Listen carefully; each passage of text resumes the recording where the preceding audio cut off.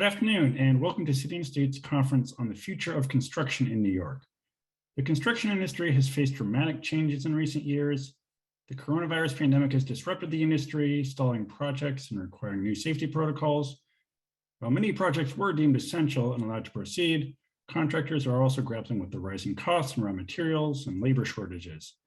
Meanwhile, the federal infrastructure bill is expected to jumpstart badly needed infrastructure projects, especially here in New York. Today, we've brought together experts to assess the state of the industry in New York, including the interplay between government and private contractors, efforts to improve diversity, and the role that construction is playing in the economic recovery. Before we begin, though, I'd like to thank our sponsors of today's event. Our sponsors today are Amtrak, the Community Preservation Corporation, ICOR Strategies, Infrastructure Engineering Incorporated, PC, the New York City School Construction Authority, Strook, and Greenstone First Consulting. And a few notes about using Zoom. Feel free to use the chat function. Make sure you do share messages with the whole group so everyone can see what you want to say. Our Q&A function is not working, so you can also add any questions into the chat. As time permits, the panel moderators will get to a few of these questions at the end of their discussions. And now let's go on to our first panel.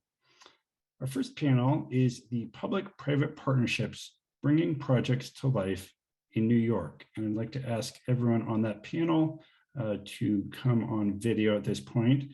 And I'll hand it over to our moderator, City and State reporter, Annie McDonough, who will kick things off. Annie, over to you.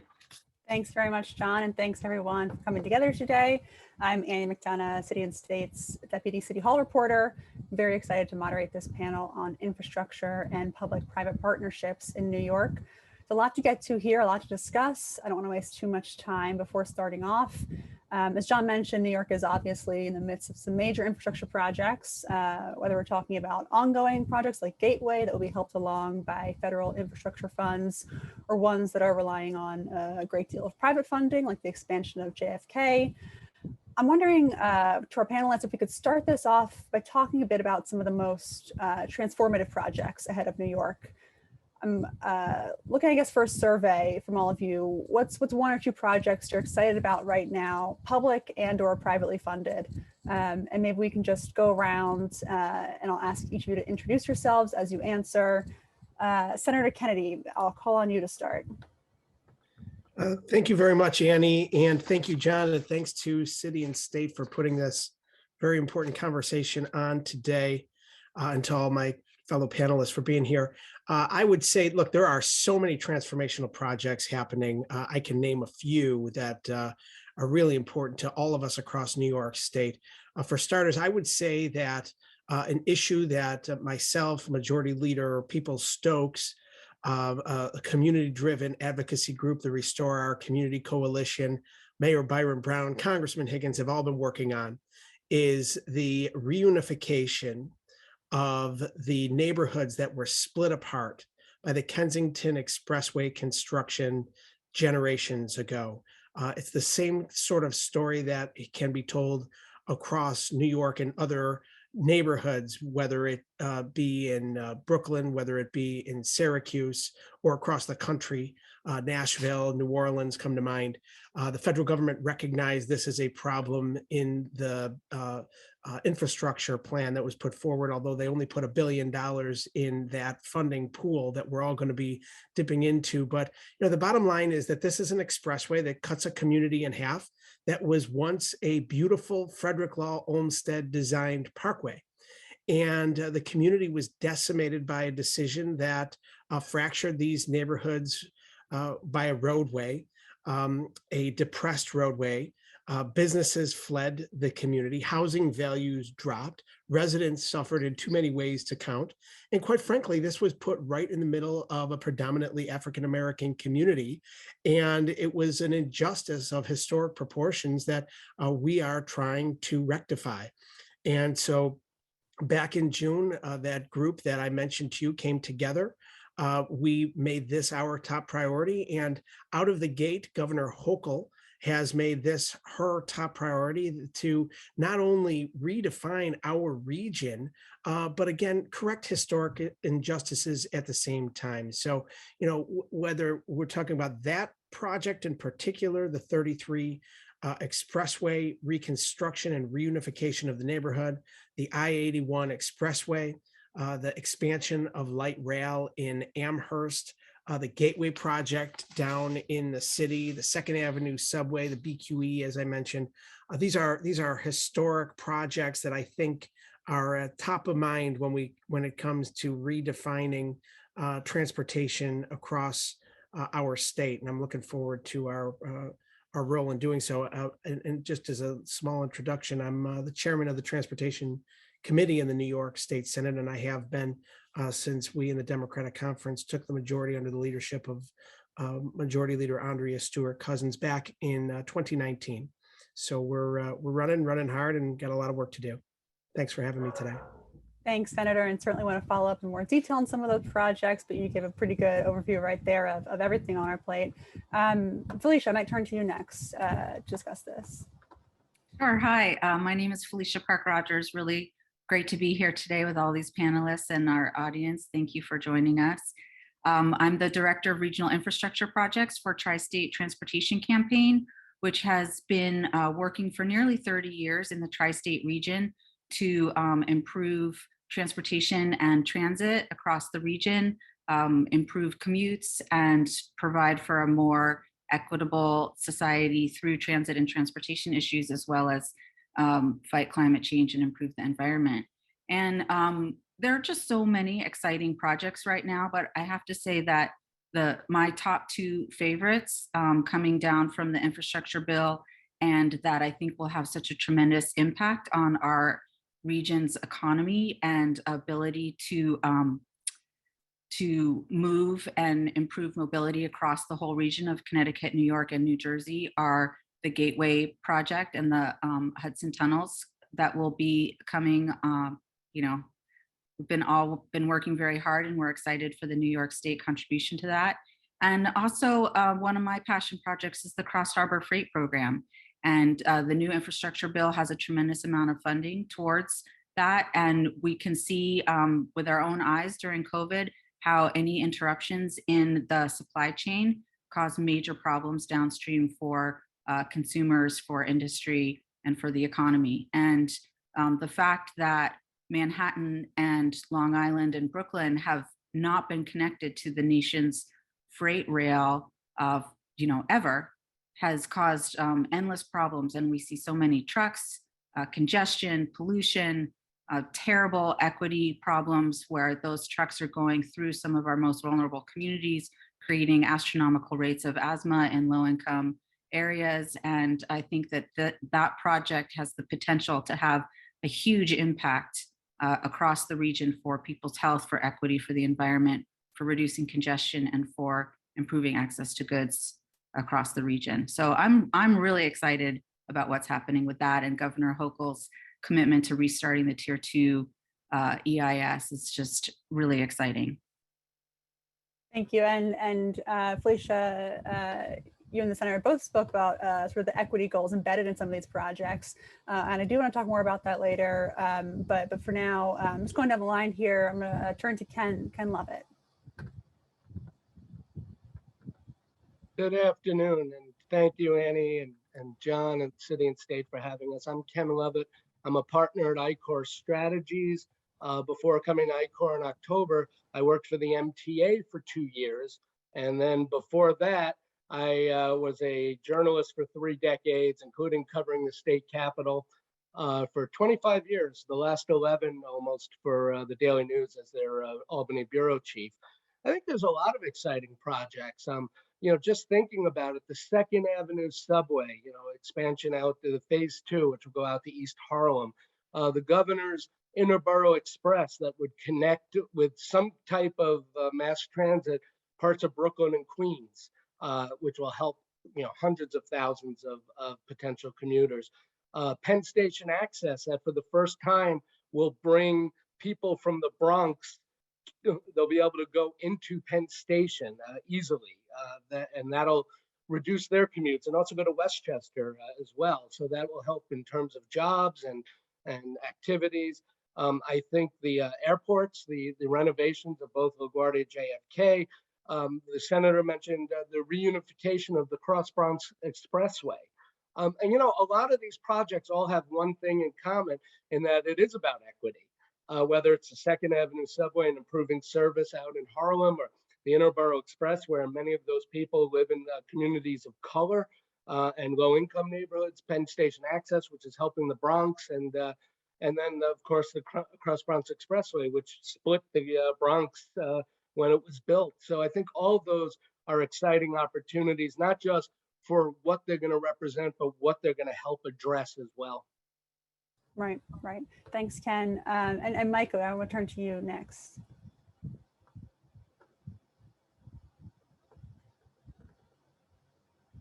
Sorry. So my name is Mikey Rodriguez. I'm the Vice President of Infrastructure Engineering in New York and New Jersey.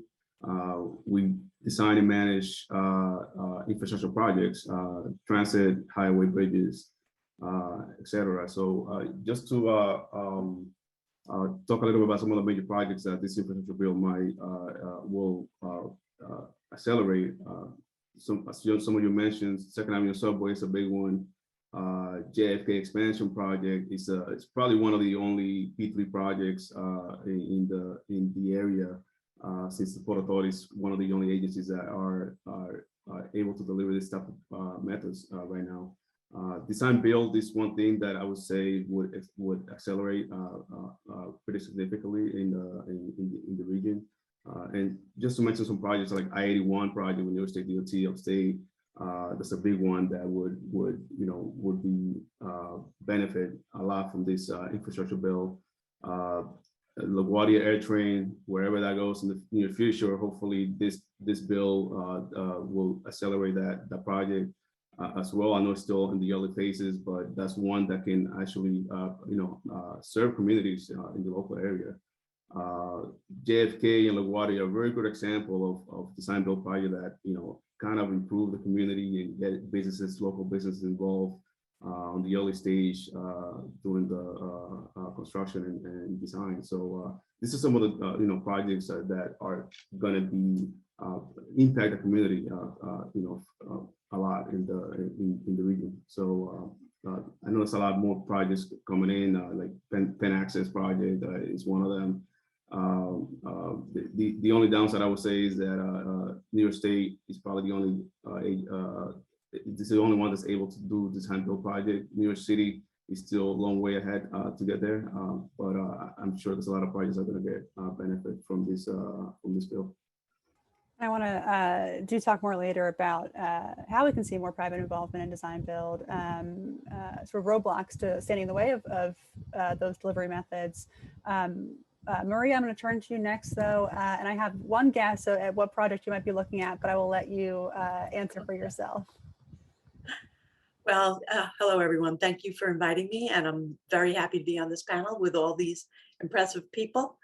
I've joined Amtrak in 2015. I'm the Assistant Vice President for the Gateway Program. Best job anybody could ever have.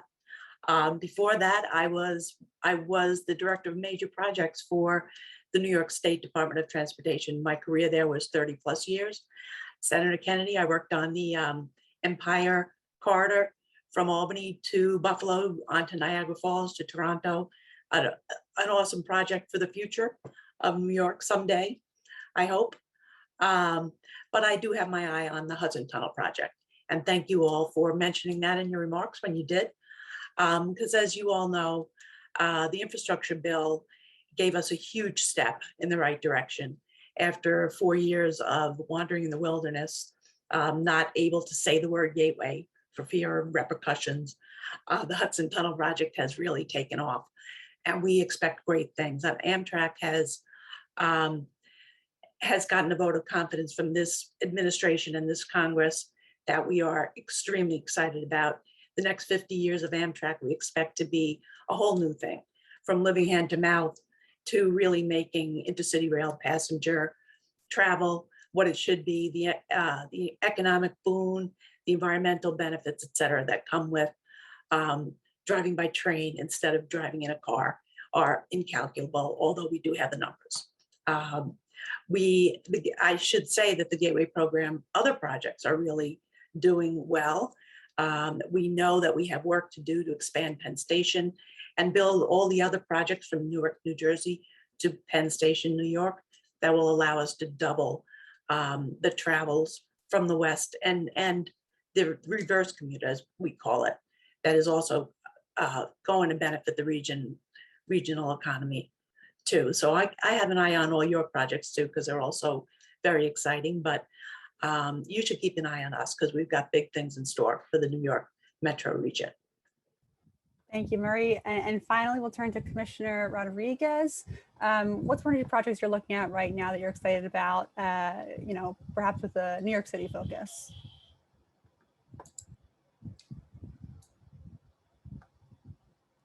First of all, thank you, Annie, and to City and State for bringing us together in another panel that is so important to bring public, private, and academic together to talk about where we are, the vision for the future. Look, I think that our team here at DOT, we have one of the best teams that any transportation agency have in the nation.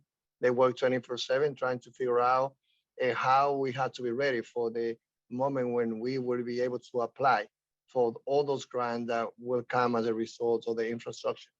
I think that as it was mentioned before, the idea to led by Senator Schumer and the New York City congressional delegation to look at the Cross Bronx and look at the possibility to put a deck and have green space above and have different to reinvent how we use our street is something that is important. As you know, DOT got the resources to do the study. So every big project started, yes, with the study. But I feel that now that we will have potential funding coming from DC, it will give us the opportunity to plan the future of that particular area that unfortunately is a corridor of the death. It's a corridor of people that not only die because of crashes, but also people die in big number there as a result of COVID because they live in area that they have a lot of asthma. And that's a big thing. However, beside one project, I think that for us it's about how do we look at the potential of this funding that we will have, billions of dollars coming through all our city, especially in the region, and think about how will we take that project and look at how we plan on how people live, work, and recreate. And I think that, it involves, the opportunity to build above the Cross Bronx, but also it brings for us to think about micromobility. But most important, since this grant coming from the infrastructure will give us flexibility, and when we will be able to apply, I will be looking to bring as much as possible to focus on redesigning the intersections in New York City. That's going to be for me one of the big projects because that project will save life. 50% of pedestrians being killed as a result of crashes are dying at intersection. 70% of the injuries are happening there. So I can talk the big project, the one that will solve. I can say putting a deck above the Cross Bronx. But if you ask me about what take me some hour of my sleep, what project I think that we should be including as a top priority is to get as much funding as possible for the federal level and redesign all intersections so that we can declare those particular areas as sacred and protected space in the city of New York. Thank you. That's a really wonderful survey. Thank you for all indulging me in that. Obviously, we're our focus here today is public-private partnerships, and a couple examples came up there. I wonder if we can rewind a bit and for everyone to jump in here, talk about how P3s can speed up timelines, can increase efficiency, make sure some of the projects that we're talking about don't get bogged down and never see the light of day. What is the benefit here? Why should we be looking to involve more of these alternative delivery methods? Whoever wants to jump in there, go ahead. I'm happy to, Annie. I think what you're seeing with the federal infrastructure deal is a historic investment, and it's dedicated to our country's foundation and a monumental path forward for so many projects that have been overlooked for decades. And I believe the way that this bill was structured, it allows for P3s to be utilized and jumpstart these projects at a much faster pace than has been in the past. What we were able to do in New York State over the course of the last few years is make historic investments in our infrastructure to the tune of billions of dollars, more so than ever before. And we have a record level of funding being proposed by Governor Hochul at the moment. And so what we can do is, given the terms of what the federal government has proposed, and given the funding that we've been able to allocate, now that was increasing funding for local roads through the CHIPS program, and hopefully more to come as we're negotiating the budget right now. We're able to get a first money, $100 million more than the first time in nearly a decade. We were able to restore cuts to the emergency winter recovery fund and increase that to historic proportions to $100 million. We created a new program that every city across New York State could take advantage of, called the City Touring Routes Program. As unfortunately in decades past, there has been a divestment from the urban cores, and it's really follow the tax base out into the suburbs. And with that, there's been a lack of resources to invest in our cities across the state. So we started this new program. So we've been able to really increase funding. And then, we have to think big about these projects. How do we deliver on this generational opportunity of the federal funds combined with these state funds? And I think P3s are going to be a major component in how we utilize and bring these projects to fruition moving forward. And Annie, if I can, I think too that obviously P3s have the ability to save taxpayer dollars. A great example of how it works well, and it wasn't perfect, but was what happened at LaGuardia. And you saw it happen more quickly than it probably would have. It came in financially. It was a good deal. We're seeing that at JFK. And what's also good is, New York has one of the most aggressive MWBE requirements, 30%. And a lot of that spills over into these P3s. So even when these projects are happening, you're seeing more opportunities for MWBE companies. So, over at JFK, you have JLC infrastructure, which is made up of Magic Johnson's firm and I'm drawing a blank on the other one, but you're seeing they were a major investor in that, a minority firm. It's creating new wealth in that regard. It's also utilizing a lot of minority workers, and that is a good thing if done right. And the state has to require that it be done. The other thing too, though, that is a warning sign for the P3s is how they're done before they're even announced matters. The days of a government or a private entity or both coming in and saying, this is what we're doing and telling the community, those days are kind of gone, that top-down approach. You're seeing more, and we saw that with Amazon, how that tanked. What you're seeing more that works and what's more effective is early engagement with the community and making sure they're on board with these projects, not just dictating to them, but actually listening to their concerns, listening to what they want to see, and having a meaningful dialogue, not just a token public hearing, but a dialogue about what can be done. Not everything can be addressed, but a lot can.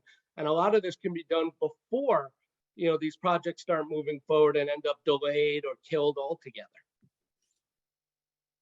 I think that there's no doubt that this is a important mechanism that we can see that is happening, and still we have a lot of potential to continue apply for different other projects.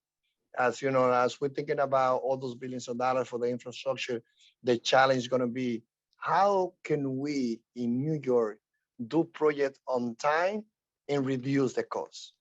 How can, and it's not just about procurement, because we bring that part to all conversation. But even when we look at other sister cities that use the same level of procurement, construction here is too expensive and even taking too much time. And of course, I think that as Kem say, I think that the Kennedy is a good sample. But it's not only sample, but I can have you know, first of all, I want to highlight that I think it's the only time that a team such as the one put together by Michael Jordan and others has seen the opportunity where the Black or Latino is able to get a project in the city of New York. And this should be a shame for us because there's so many, there's only one that has done it. I feel that with the P3, what we see is about how there's a new formula where we can bring design, construction, finance, and operation. And I think that we have the traditional top 3 construction group that they will be fine with that. But I think that with the new PSP, with a new way of how we're looking at the P3s, is about what we have learned is that we have to put a mechanism to reduce the time of construction and then reduce the cost of projects. So I see that it will be a big advantage for us as we will be able to get all those billions of dollars coming from DC. I think the as Ken was mentioning, the change in having more community engagement from early on. P3s offer a lot of opportunity for efficiency and for moving things forward. And some of the lessons we learned from the 2009 stimulus bill were, you know, a lot of quote unquote, shovel ready projects were pushed forward, which then became, as we looked at the infrastructure bill, well, we don't just want shovel ready, we want shovel worthy. But now what we really need to look at is deeper than that. What are the projects that are going to serve the community, that are going to improve the environment, that are going to reduce congestion, that will add equity, will add safety on the roads and through travel and transportation. And involving the community in those projects is the best way to get away from shovel ready or shovel worthy, but to really look at not just the efficiencies a P3 can bring, but the benefits they can bring to the communities that they most directly impact. This is a smaller program, but in New York City, one of the projects that we've been really happy to see at Tri-State is a project that MTA and DOT worked and the Planning Commission worked to called Zoning for Accessibility, in which developers are motivated and giving bonuses for adding to accessibility across the MTA transit system. And what you see in that is there's a benefit for the business in terms of easements or increased FAR, but the benefit for the community is very rapidly increasing accessibility to train stations and transit that otherwise the city on its own or the MTA on its own wouldn't be able to provide. And this is an example of a way that business and public sector can work together to improve with the engagement of disabled communities to improve access across the system. So I would love to see more of those. And as Ken said, the engagement of the community in these projects, we can see it with the air train as well. And as we move forward investigating, expanding access to LGA, possibly by extending the N or W lines, you know, there are opportunities to work, for example, with the Mets and Citi Field and other places, and to look at ways that the private benefit is also in the name of the public good. There's a lot I want to follow up on with all these comments, but before I move on, I want to make sure nothing else to add on benefits we're looking for out of P3s. Anything else there? I would say to add to that, there was a lot of lessons learned in LaGuardia where I see that it's getting implemented now at JFK somehow, that the community was getting involved and the agencies and the contractor were getting the local community involved in the very early stage to make sure that the minority construction companies, engineering companies, local businesses are involved with the investment that is being done in their area. As the commissioner would know as well, I just want to add that not every project fits a P3. The city is very complex, especially when you work in the city street. The complexity of the utilities and the complexity that of the planning that needs to be involved. It's very difficult to get a P3 type of delivery project just because of all the everything that's involved and all the stakeholders that are involved on city projects. I'm sure that there's certain projects that might apply in the city. Like PQE is a good example, but it's just the complexity of some of the city projects is make it difficult for P3 to work in certain instances. Yeah, if I could add, I think one of the good things that happened in this bill is it asks people or requires people who are applying for the big federal loan programs to expressly take a look at what delivery mechanism gives the best value for your project. I mean, in the world of mega projects, you tend to want some comfort. You tend to want to go with what you know. And at the very least, at the very beginning, you should be checking to make sure you're choosing the right delivery mechanism to get what the people need and what you need in your project. So I do think the community benefits and the regional benefits are important to be evaluated, as well as the impact on the the people who are going to have the highway right by them. And it's an extraordinarily difficult balancing act, but it should be looked at from every angle before you spend the people's money on something. Yes, that's really true. And you can see some of the concerns that can happen with the spending of public funds as you do the math out across 10 or 20 years with these projects. You know, there were unanticipated costs with Hudson Yards, for example, and the people's money has gone towards some of that project. And we need to be really, really careful about how we spend public money and managing that the public benefit is exceeding the private good, and yet we all need to be increasing the private good as well. And when we look at what's happening with Penn Station, you know, those are some of the things to be watching very carefully as we're in the GPP planning process about what will happen in that arrangement and how the financing is structured going forward, so that the best benefits can be extracted for the public for the future. Right, and we really have to look at things like the Hudson Tunnel project. This is a century worth of project. When we're finished with this project, we're going to add another 100 years to the life of the North River Tunnel that's already given us 100+ years. I mean, you have to think about these in the broadest terms and in the smallest terms. So I think this is a huge job we've all taken on. That's. And if I But could I do think the guidance we get in the bill, along with the money that we get in the bill, is going to help us a lot. If I could expand on that too, you know, Marie's talking about the enormity of the Gateway project. Felicia mentioned a smaller P3. You know, there's an offbeat P3 out here in Western New York, in Buffalo, 43 North. I don't know if you're all familiar with it, but each year the state, through Empire State Development, spends about $5 million in helping to lure companies to relocate to Buffalo through a startup competition. And I got to tell you, it's been wildly successful. It's funded by the state, it's funded by Empire State Development, it's funded by the Ralph C. Wilson Jr. Foundation. And it basically drives the most innovative startups from across the globe to our state and to our region to potentially set up shop here.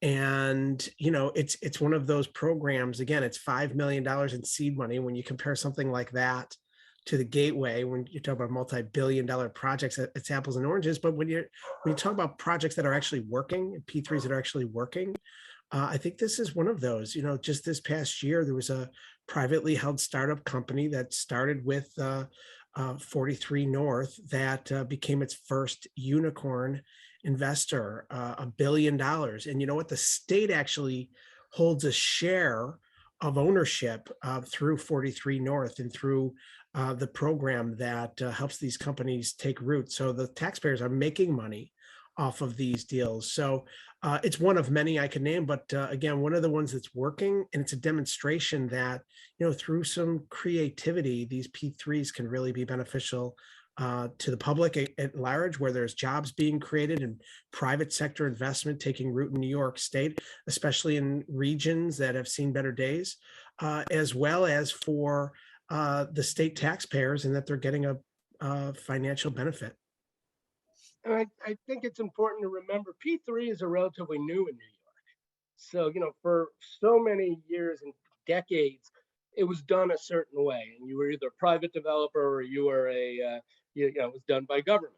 And so there's some distrust on all sides there because people aren't used to this. But if done right, it really is, a win-win. I mean, the developers obviously win, but so does the public in terms of taxpayer money. The projects that get built, they get built faster. Even something, it may not necessarily be technically a P3, but it's going to be a debate this year in the legislature, the state legislature, is affordable housing. Everyone agrees we need more affordable housing. The 421A tax break is set to expire, and there's got to be a discussion of what to do. And there's people who say, oh, they don't deserve any tax breaks. Okay, but you want to see this housing built. You want to see it built right. Having the government involved kind of keeps the developers, feet to the fire in terms of if government is aggressive in getting its priorities out there. And I just think there needs to be more discussion. And again, not to sound like a broken record, but it also involves getting the community in, because you want to overcome that distrust. And the only way to do that is to win them over, to talk to them, to hear their concerns, address them when you can. I think that is a benefit that would help move forward with the P3s. Senator Kennedy, you mentioned 43 North. Earlier, Felicia, you mentioned New York City approving zoning for accessibility. New ideas implemented on a local scale. Can these kinds of models be deployed beyond Buffalo, beyond New York City? How do we sort of embrace these ideas that, in one case is a inventive sort of startup competition, in another case is incentivizing incorporating accessibility into key infrastructure? How do we sort of move some of these ideas beyond just the local scale? Annie, thanks for that question. I think that the city of Buffalo can be a model not only for the rest of the state, but the rest of the nation, whether we're talking about a major infrastructure project like the 33 that I outlined earlier and really reclaiming our community from mistakes of the past, or we're talking about 43 North as one of those creative ways to invest public and private sector into creating jobs. If we can do it here, we can do it anywhere. And I think we should be replicating these projects and initiatives across the state. I think it can really help all of the communities that have similar pasts, but also are undergoing transformations like the city of Buffalo, as in many of the other upstate cities that unfortunately feel like we've been ignored for many years in government.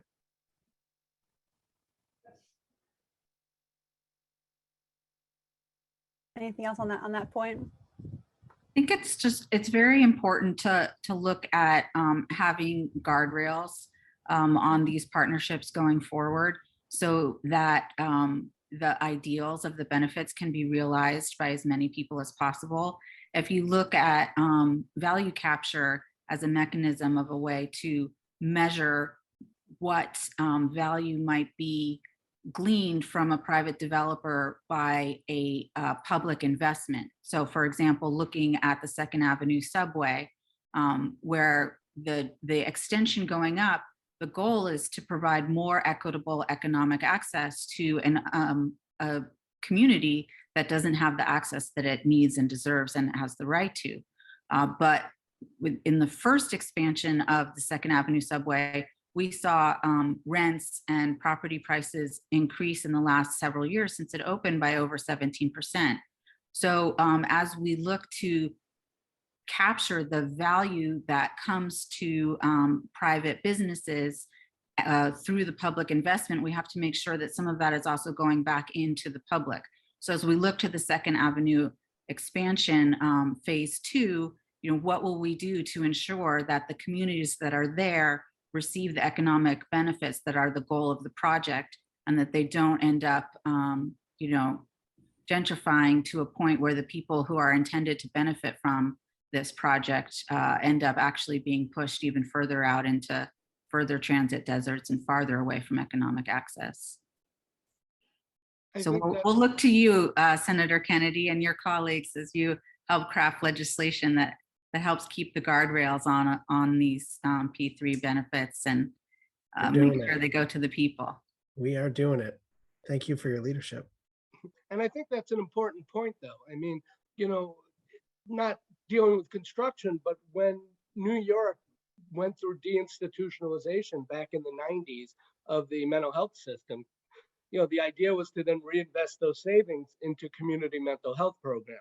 That never occurred, and now you're seeing, the issues that we're dealing with in part because of those decisions back then, and it's the same here. The state, the city, all the localities who are going to be working, as Felicia said, with these private companies really do need to make sure that the benefits go back to those communities to avoid situations of mass gentrification. And I think it's also, it is about persuading everyone that we can create a fair share of investments and fair share of benefit too. Because, like I led in my previous role, the inward rezoning. And my experience in those years was, very proud that I did it. What it was very difficult to, sometimes bring both the community to trust the developments and the development to understand that the community are smart, that you can go to the community and give like a candy saying, we will help you. Like when we do this major thing, Second Avenue, it's about the benefit and we need to see the value of real estate. So we need to go to those communities, having open conversation about when we go to 125th, there's going to be more opportunity to build. There's going to be opportunity for the development to get project done, to get a return. And you as a community, you will be benefiting too. Instead of just saying, we're going to be expanding up to 225th, yet to hold those communities who live there. And as we put those projects together and we have sincere and open conversation, and we put on the table how both sectors can benefit, the public also has to be part of that conversation, because the community has to understand in this case, or when we do any project, the city owns the street. The developer has to also know that the city is contributing, creating public space. And I feel that, especially in New York City, I would like to, keep in touch with the senator to see the experience in Buffalo, to see how they work. But I can tell you that, here in our city, and we look at the region, when you put the region perspective, it's about how can we plan better? How can we bring different sectors together and everyone seeing the benefit? Our business from the city agency, in this case, about reinventing the street. Mayor Eric Adams has established a goal on transportation around accessibility, safety, opportunity, and repurposing 25% of the street for other use. Open street, open restaurant, bike lane, bus lane. So how can we bring developers, private sector to the table, having conversation in the community and the government say, let's create a project where everyone benefits.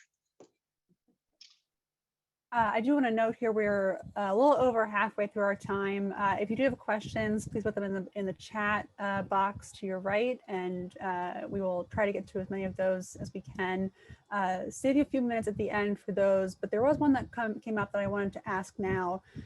When you talk about including equity goals in the delivery of some of these projects and the planning of them too, one question from the audience was part of developing equity as these projects come commence is the workforce that will be recruited to work on these projects.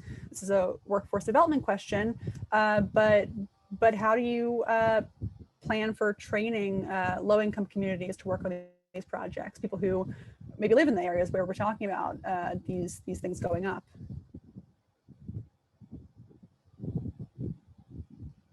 The mayor brought a new guy in the city of New York. So I say in the case of New York City, we have right now Mr. Ortiz, who now is in charge of the workforce development.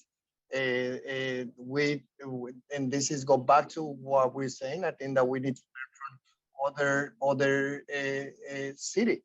I think Germany is the place where we need to look at it when it comes to the workforce development as one of those that have the best role model.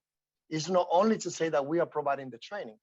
It's also we are training these 100 people on construction, on painting, but when they finish this training, we private sector will secure the job for that person. So instead of training thousands and thousands, let's focus. In my case, I knocked the door to the Columbia private city, and I say, well, those who build the imaging machine are the MIT, the CUNY, Columbia grad. Those who maintain those imaging machines can be trained in our community. So I think it's thinking about training in different fields, in construction management, creating opportunity in the tech field, but really planning in a way that when we give those training, people will be secure that they will have a job. Like here at DOT, anyone that have a commercial license, started in the seasonal job. 5 years after, that workers can be making $100,000 when they work overtime. I was a teacher from 93 to 2009. I started with $27,000. I ended with $67,000. So there's a lot of job, and I see everyone as a college material because my daughters are, everyone are. However, we had a group, the 400,000 disconnected youth, 1824, neither working or going to school, that they had to be trained. Those who are in Rikers Island, they need to be trained so that they don't go back there. So I feel, again, I think that the opportunity is here. I think in my case, with the leadership with Mayor Aaron, I know that he understands it, and he bringing together the private and the government together, say, how many individuals should we train for the new job or the future green job is not. I think to answer the commissioner, for example, we need to reach out to this community early on and invest in them. And part of the infrastructure bill, for example, make it a part of the investment to train. For example, us, we reach out, we go to schools and teach kids about engineering and teach kids about construction, and then we offer internship programs. So we have an internship program every summer and focus on diversity groups, minorities, that we can get him into the field, that we can get him trained, and actually give him a well-paid internship job and get him interested to pursue that as a career, whether it's in construction management or construction or engineering. So that's something that we try to do every year and try to make sure that we reach out to this to the minorities that don't understand, and we try to do that through all of our markets. Transportation Secretary Pete Buttigieg yesterday was talking to the African American Mayors Association about infrastructure and transportation. And when they were asking what can we do to help the feds, he said, part of it is selling it in the communities. And one of the important things he mentioned was that people want to see a workforce that they recognize, that people are from their local communities, they know the people. That's one way of proving the benefits of these projects. When people come from outside, there's not necessarily a local benefit other than the project itself. So it is important that there is more workforce development and that it's locally trained so that those people are recognizable to their neighbors. Annie, 17 years ago, when I was a freshman member of the local legislature, I championed an apprenticeship bill that included, and it was the first of its kind in the state, it included minority and women hiring goals. It's since been expanded vastly.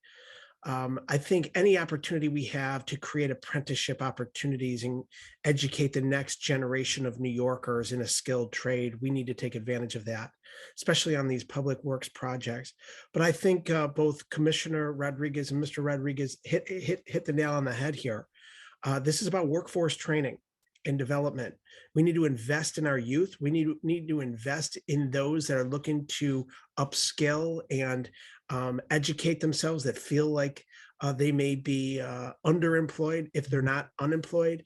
You know, right now there is a growing need in every sector across the country, quite frankly, for a workforce. So we have to create education opportunities. I think what the governor put forward in her initial budget for funding, especially in the healthcare field, is very important. I think, you know, the focus that we've put in over the years on training at the Northland Workforce Training Site in the heart of the east side of Buffalo has graduated hundreds of individuals that have gone into the skilled construction trade. So again, a real focus and money behind that focus on workforce training and job development is something that I really believe we have an obligation to focus on. And that being said, also ensuring that as we are making these major public sector investments, there's a particular focus on small businesses and MWBEs, you know, giving folks an opportunity that they may not have had in the past. One thing that my office has done is launched a website several years ago.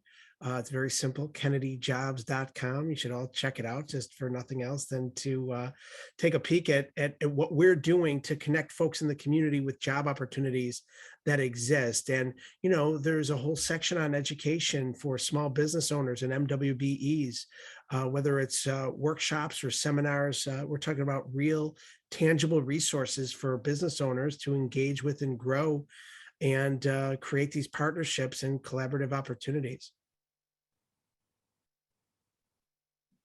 There is, I know we're quickly running out of time here. We've got a long queue of questions, but one follow-up specifically on that, Senator Kennedy, can you give more info on that apprenticeship program? I guess how large is the program? How many spots? What are some of the goals, if you remember? Yeah, so, you know, it has since been updated to include, I believe it equates to the same as the state at the 30% MWBE and women hiring goals. That being said, it's on public sector jobs. And so when there are these publicly funded projects, that kicks in this apprenticeship language. That is how it was originally intended. And again, it's been expanded over the years. That's just something Erie County is doing. Again, it's something I've been involved with, workforce readiness for as long as I've been an elected official. But I think, again, you know, that's just one way of doing things. I think, again, what everyone on this panel has mentioned is, you know, job training and workforce readiness. We have to get individuals that are looking to upskill or retrain or find a new career the opportunity to do that and put resources behind that so that they can educate themselves and go into a new career path and raise themselves and their families up with you know, more money, better benefits and that sort of thing. And right now in the city, I know that I just saw, you know, I'm into just transportation. So, but looking around the other things, I saw one of them press release on the mayor announced the person in charge of workforce development. I know that in that release, it is said that the person responsibility will be to attract 100 institutions that will come out with some ideas on different type of job training that they can provide. I think labor will be the important part in this effort in order to train the new workforce with good paid job. Because also we need to bring diversity there. There's a numbers of jobs in the city of New York that have been more like a family oriented, that have not been also open also as it should be. Like there's great opportunity. And I know that the leadership in labor, they understand it, they put in the money. Let's say I took Henry Garrido, the executive director of DC 37, to 113 and 3rd Avenue, where there's a training initiative that is called Renaissance. And when we went there, it's in the night shop building. They train youth, some of them who came from Rikers Island, on big carpenters, construction, electricity. And we know that there's a need in those fields. But I also feel that, we have to continue reinventing ourselves. Here at DOT, I told my team here who run the ferry, the Staten Island, we're going to be training like a 50 new entry job in that area. And we've been sending some of the youth to be training in Maryland. And again, I made the ask, and I can say that I have a good response on how we're looking to see how to look at also some of the Black and Latino and Asian community and taking through the ferry, giving them the opportunity for them to look about, this is another job that I can look at it. I would say that for me here at DOT, a different also is, and I share that for the private sector, I probably am the first working class commissioner here. So when I'm here and I working with those big leaders that we have at DOT, that they work around from policy, from bridges, from sidewalk. But now I think that the same experience that I see that I'm having here is reminding the leadership here, I have a particular experience of being working class. I think they make a difference too. If the private sector bring to the leadership individuals who are coming from the working class community, that also help for them to have a different perspective on how to plan for the city, where more than 30% of New Yorkers live on poverty lines, and they have to be connected with workforce training opportunity. I also think it could start sooner, because New York used to have a lot more training in the high schools, whether it was through BOCES and I think those kind of programs were beneficial and are beneficial. We've kind of gone away from them over the years since really the 90s, but I think that would be an important step too, to bring those types of programs more to the fore back in the high school years. Just to add to that, sorry, please. So I go back to the schools and our responsibility. For example, us reaching out. I'll give you an example. Our president, he's African American. He owns an engineering firm, and he went to Harlem high schools to teach kids about engineering, to teach kids about how you can make it, how can you get into get an internship with engineering firms, and how cool it is, and how can you become an engineer. So it's our job to basically go out there and reach out and teach the kids that they can do this and the opportunities, and just explain to them what the field is, and that this is not, it's something that they can do and they can achieve by looking at myself, or looking at our president, or looking at the commissioner, whoever who's been there and done it, and go out there and teach kids that, to become engineers, to become construction management. And but we need to do that. We need to do the outreach to local communities. I want to ask, I know we're really running out of time here, and there's a lot more to cover, a lot of audience involvement in the Q&A box here, or the chat box rather. One last question, Commissioner Rodriguez, you mentioned Rikers, and it's a question about what kind of opportunity we have to hire the large percentage of men, especially Black men, who have been formerly incarcerated. That's something I don't know what kind of programs exist already, and what kind of programs we might see in the city or the state. I would say the Black and Latino community, because sometimes the Latino community have been left out as a community from where those numbers of inmates in Rikers Island, unfortunately, they go there and they don't see the future. I think that we as a city of New York, I always say that as a former society teacher, what I have realized that we only have a few centuries, and we've been developing ourselves.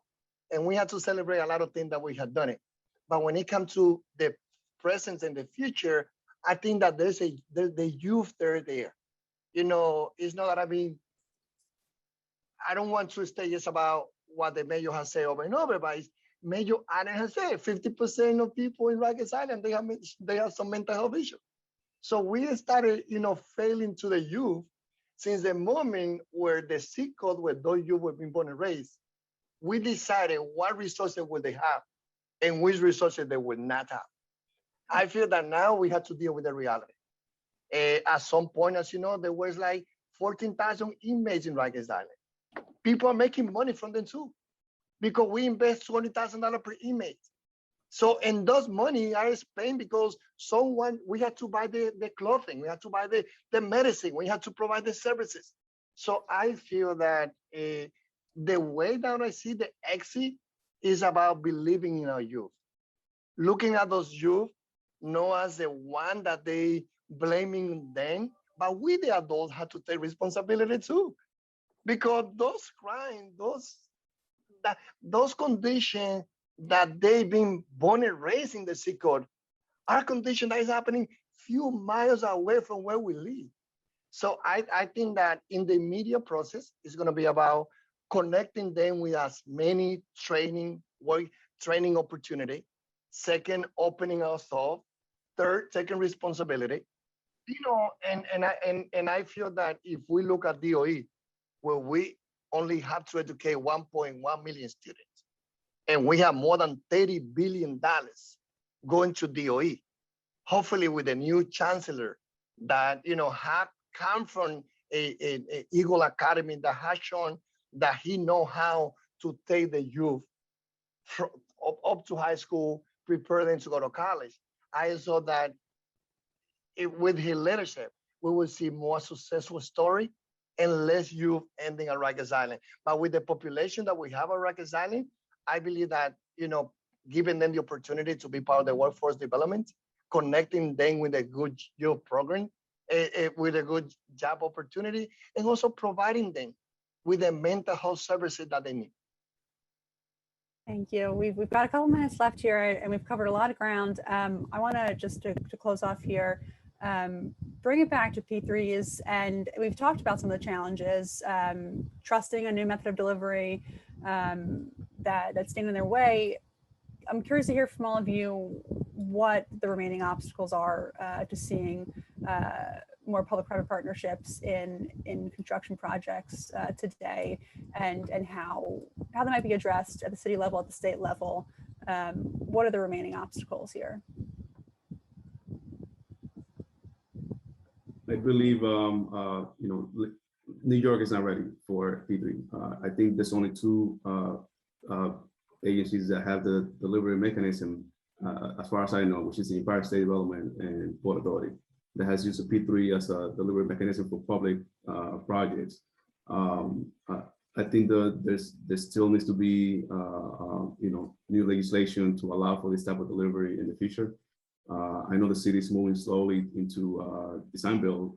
I know DDC is starting to roll out some design build projects on a smaller scale. New York City DOT with the BQE in the future. But as far as P3 goes, only right now it's just the two, mostly the Port Authority that has used that as a delivery mechanism.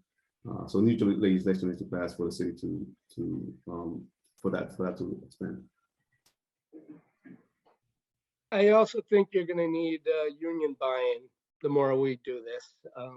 And politically, that's going to be important. Unions, have a lot of power in the state, and they're worried use of non-union labor, even if they're being paid roughly the same. So I think that's going to be part of it. Now, what you're seeing in Kennedy is ULICO, which is a union insurance company that's an investment arm of the union movement. They're part of this. So, I mean, involving the unions, I think, is going to be an important step toward this. And I think with a different relationship between the governor and the mayor, the New York City also had more opportunity also to make any changes. Because as you remember, like for many years, like the city went to the state and said, can we please have the flexibility to use design build, and we will stop because there was mainly used at the state level, and for the state level we need to ask permission onto which projects we should use it.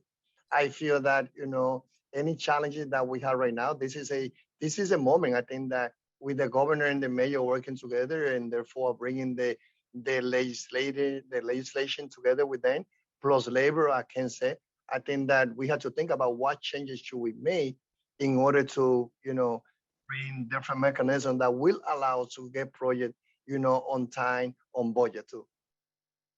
And touching back to the last conversation, if you look at the governor's budget, $32.8 billion towards capital projects for the year 22-23. And obviously that'll be continuing to increase over the next few years as the infrastructure dollars come through. There's only one category for the state budget that is higher in dollar value, and that's education.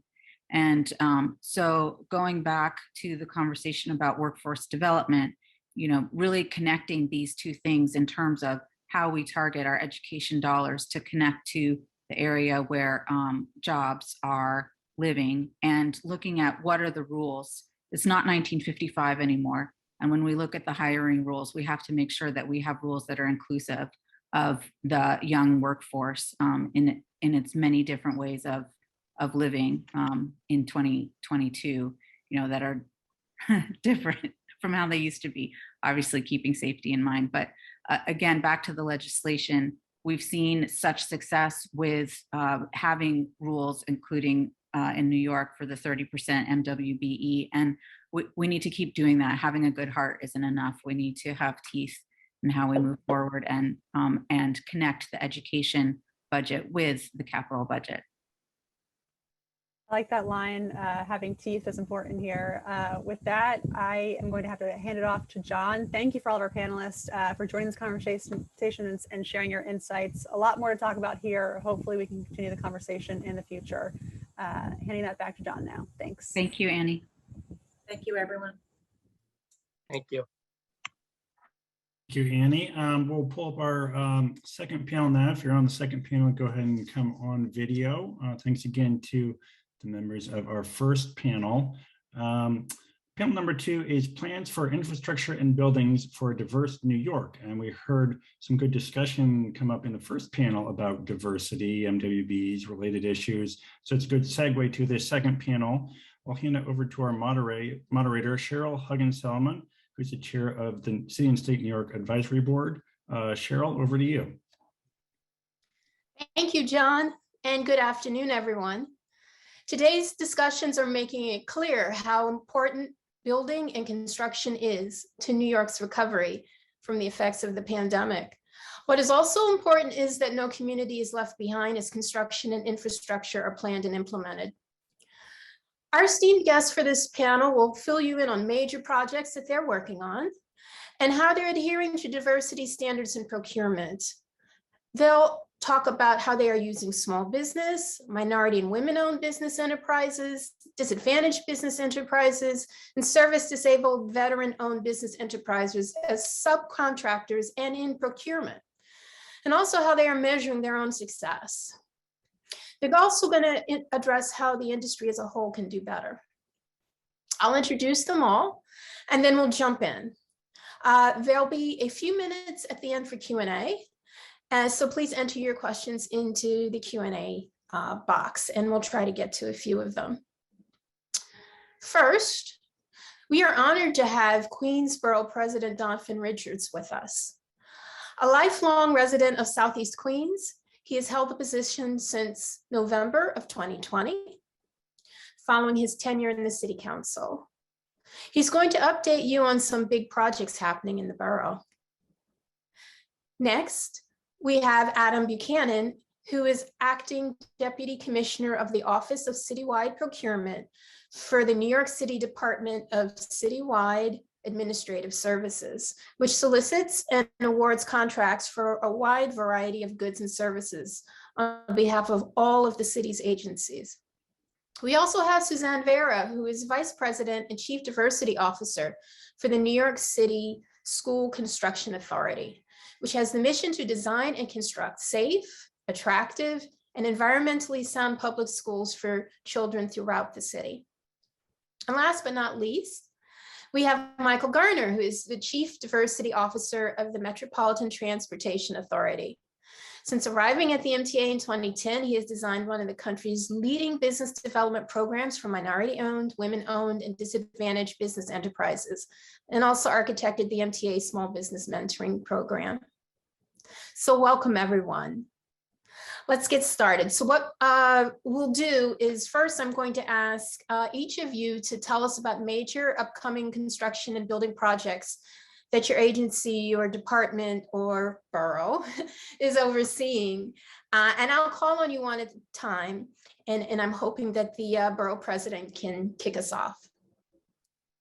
Oh, okay. Thank you. Well, great to see you, Cheryl, and thank you, City and State, for hosting this. And I guess to get right into the answer, I would have to start with the airports, where there is so much happening now between JFK and LaGuardia Airport, and I co-chair, have the honor of co-chairing the JFK advisory board with Congressmember Gregory Meeks, and you're going to start to see major development at Terminal 1. We have JetBlue, who just inked the deal with the state as well, and we just cut another ribbon a few days ago, or at least 2 weeks ago, with the governor at LaGuardia Airport. So these are some really exciting projects happening now. And then fast forward, we have Bartlett Dairy, formerly known as Elmhurst Dairy, who had relocated to New Jersey, coming back to Queens, and they're going to be right on the outskirts of JFK and Springfield Gardens. So that's another exciting project. And then, there's a lot of other great potential projects that can come online in terms of affordable housing and infrastructure. Think about Sunnyside Yards. We have also a lot of development happening in Greater Jamaica now. The Rockaways is booming now with over 10,000 units coming up shortly. And the last one I'll end on is obviously the new announcement with the governor on the Tri-Borough Express, which is really a real exciting opportunity to connect Queens in Brooklyn, one which would help reduce commute times, but also connect our communities from a cultural and a job and tourism aspect as well, but most importantly, getting folks to work. So those are some exciting projects, and we're waiting on the verdict on the LaGuardia Air Train, so somebody put that on. And we anticipate the governor and the MTA to, God willing, announce their study sometime within a month or two. So those are just some things that I'm scratching the surface with, but a lot of great projects coming online in Queens. You're on mute, Cheryl. Thank you so much. Thank you. And next, I am going to ask Adam Buchanan. Hi, everybody, and thanks for having me today, and thanks to the panelists. I think this is a wonderful event. So DCAS has a couple of major upcoming construction projects in the pipeline. We're doing 3 separate master agreements that are going to have multiple awards on them. One is for general construction for general construction in energy efficiency projects. That's expected to be between $20 million and $25 million. We're also going to be entering into multiple master agreements for design and engineering in energy efficiency projects. That'll be also between $20 and $25 million. And then finally, we're doing one for solar projects. And that's also expected to be between $20 and $25 million. So, as you can see, it's extremely important to the city to get going as quickly as possible, in addition to all the great things we're already doing on energy efficiency projects. And these 3 agreements are really going to get us a great head start on those. Thank you. And Suzanne Vera.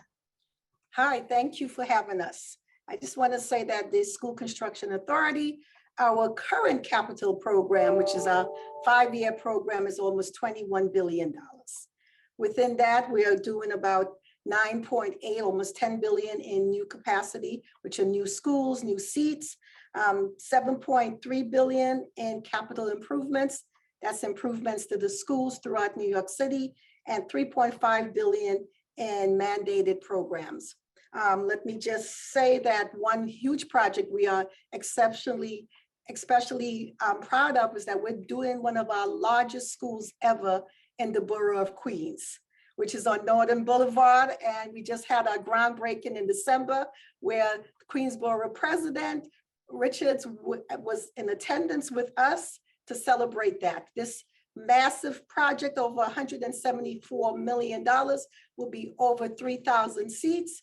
And we are working extremely close with the general contractor to the construction to ensure that there will be maximum minority and women participation in this project. So we are meeting with them on a consistent basis to ensure that happens.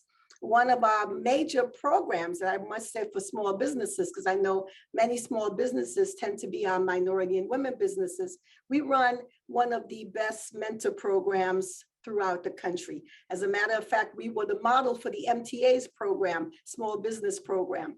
Our mentor program this fiscal year will be about $100 million worth of projects are going to be committed through our mentor program. So projects, most of the SCS projects under $2 million currently are all mentor projects. Anything come July 1, that number is going to increase to all projects or most projects under $3 million. And what that does, it gives the small businesses an opportunity to come in, to be mentored by the SCA, to learn, to be taught, to be provided with technical assistance. We provide them with training while they bid, they win, and they're mentored as they complete their projects safely, timely, and within budget. So I just want to say that this is one of the best programs throughout the country. Last year, we did about $82 million in just our mentor program. This year, we anticipate over $100 million. Types of projects we're doing: electrical projects, plumbing, HVAC, general contractors. So all small businesses within those areas, please reach out to us so you can be included in our mentor program. Thank you. Great, great. Thank you so much. And one thing I'm going to ask our panelists to do is, to make sure that folks know how to reach out to you. We can probably use the chat box for that if there are any links that anyone wants to enter. And I know that people will be quite interested in engaging you. I just want to check right now to see if we have Michael Garner. What we'll do is on in 6 minutes. Okay, great. So what we can do is circle back to him, but we're going to go on to the next question. And I think that this one really gets to the heart of this particular panel, which is how can we build or develop better pipelines for MWBE, DBE, and SDVOB businesses who can participate in construction contracts? How can we remove barriers, including those, and if you could really talk about this, that have been created by the pandemic, to bidding on and winning contracts and subcontracting? I will ask Borough President again, if you have some thoughts. Well, let me start, and I guess we can give just some great examples of this. And I do want to give hats off to the Port Authority because we've worked collectively very closely. And I think it actually is a model of what we can achieve, working collectively together as government and the private sector. And we actually saw one of the biggest deals, quite frankly, at JFK Airport recently when we announced the redevelopment of Terminal 1. And the company the GC who's going to oversee that is a Black-owned, led company. And part of it has to do with the willingness of government, but we've also known that just as this pandemic has shown that there are many communities who've been historically shut out of these opportunities. And coming out of this pandemic, there's been a lot of talk about building back. But we've said, no, we don't want to simply just build back. We need to build back better. And when you look at how this pandemic has exacerbated many of the issues around poverty, crime, which everybody is talking about, you have to look at the common factors of why these things historically exist in pockets of our city. And looking back to the neighborhood that I grew up in, and obviously I represent Queens as a whole now, but coming back before being borough president, I was the council member for District 31, which was right out on the outskirts of JFK. It never felt like there was a real partnership between the airport and the community, although we were abutting each other 1 block away, and you didn't even know there was a job opportunity there.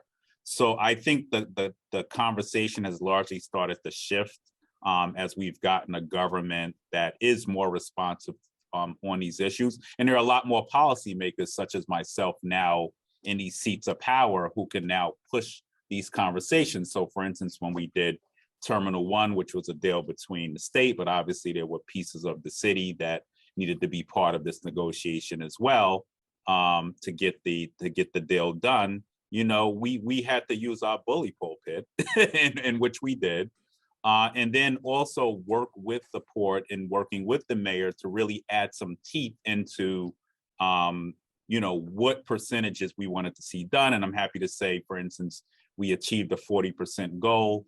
Today, Delta is actually out doing an MWBE fair. I've attended one of them in my capacity as borough president so far. So the outreach is starting to happen in those pockets of the borough that historically have been left out.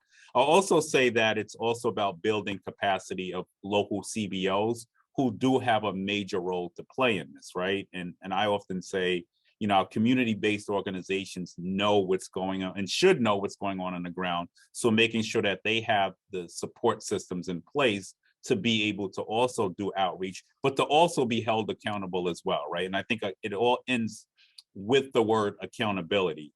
Yes, when we say we're gonna meet a goal, we need to meet that goal, but there needs to be teeth in as much as we can put in as we do these negotiations, but there also needs to be reporting mechanisms that are happening, because with transparency, you then get accountability in terms of making sure that these goals are met. Just one last example of this as well, as I talked about Bartlett Dairy, who, you know, if you know them, they provide milk to public schools. They were a major contributor to the Queens economy and had left to go out to New Jersey. And we actually had inked a deal with them to come back into New York City with the Economic Development Corporation, where we did, you know, push for them. And, you know, wasn't an easy negotiation, but we got them to a 30 to 40% threshold on the MWBE front, a 50% local hiring goal. And we required some reporting once again. We required them to do job fairs, in which we have one coming up.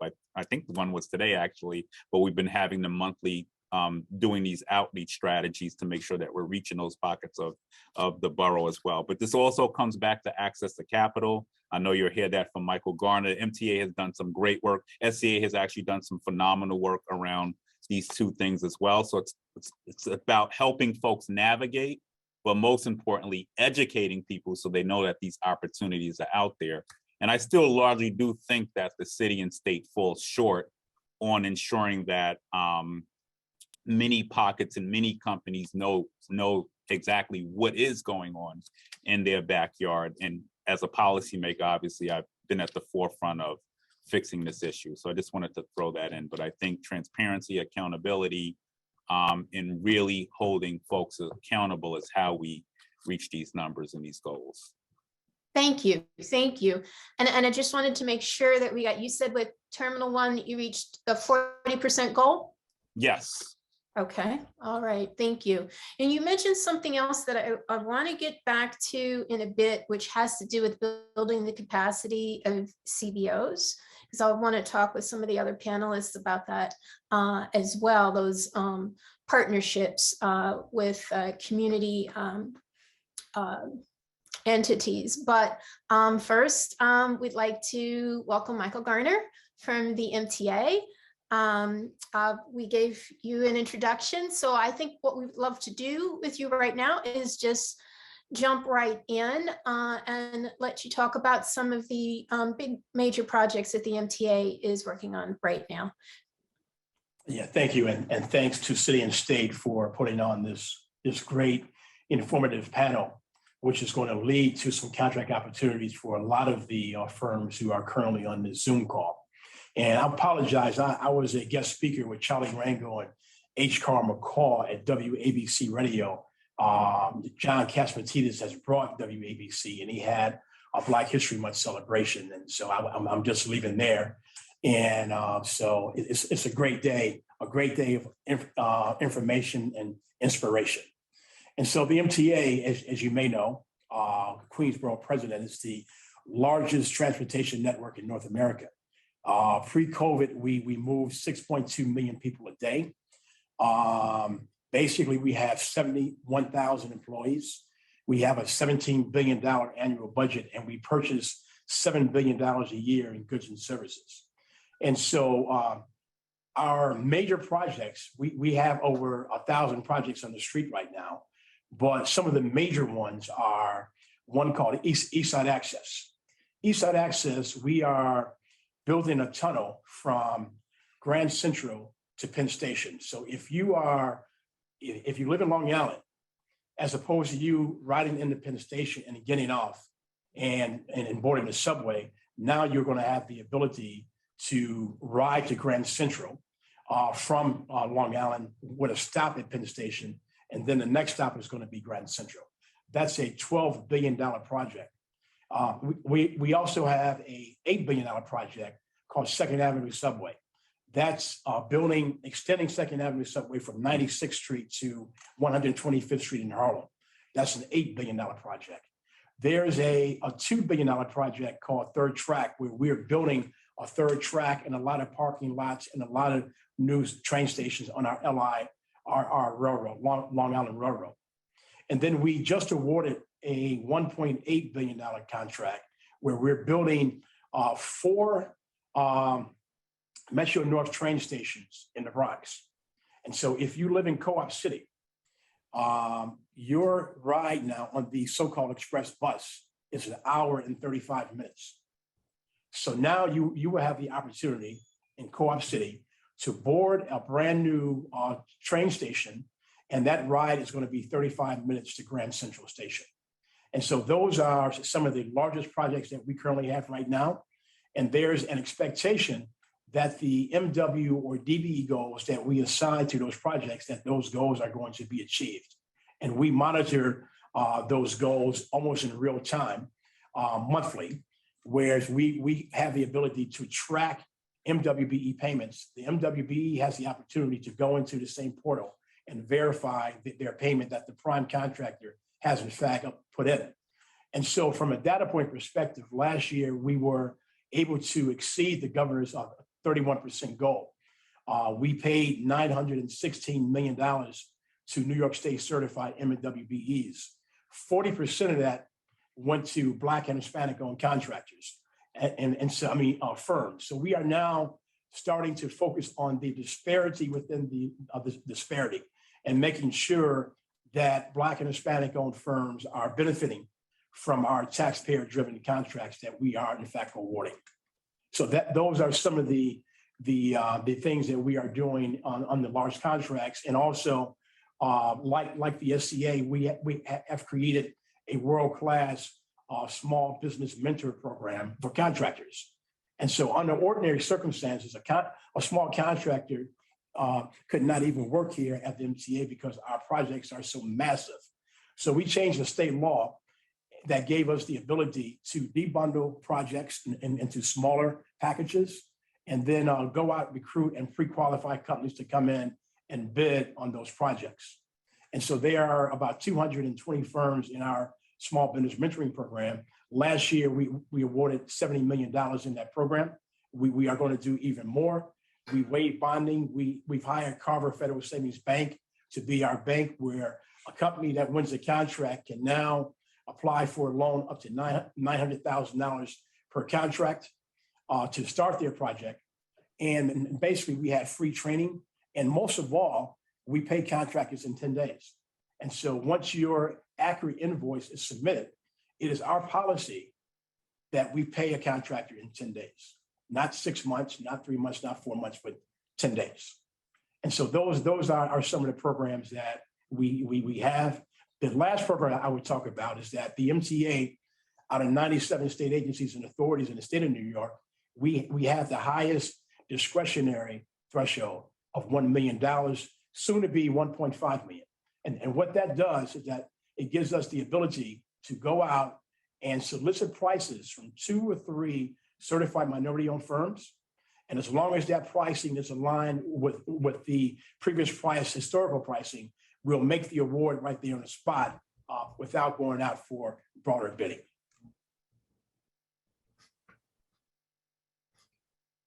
Thank you very much. Thank you. I think I want to get to Suzanne Vera. And yeah, if you can talk a bit about, the question has to do with building the pipeline.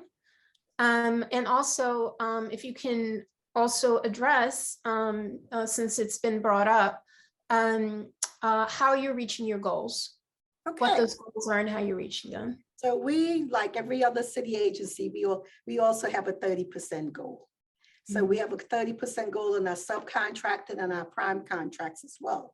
Last fiscal year, we made our, in the prime contract, and we did 26%, which was about $671 million to MWBEs who bid open market, many of them, and won prime contracts. Our subcontracting goal, also 30%. We did 34%, which was about almost $200 million. So we are not just meeting our goal when it comes to subcontracting, we're exceeding our goal.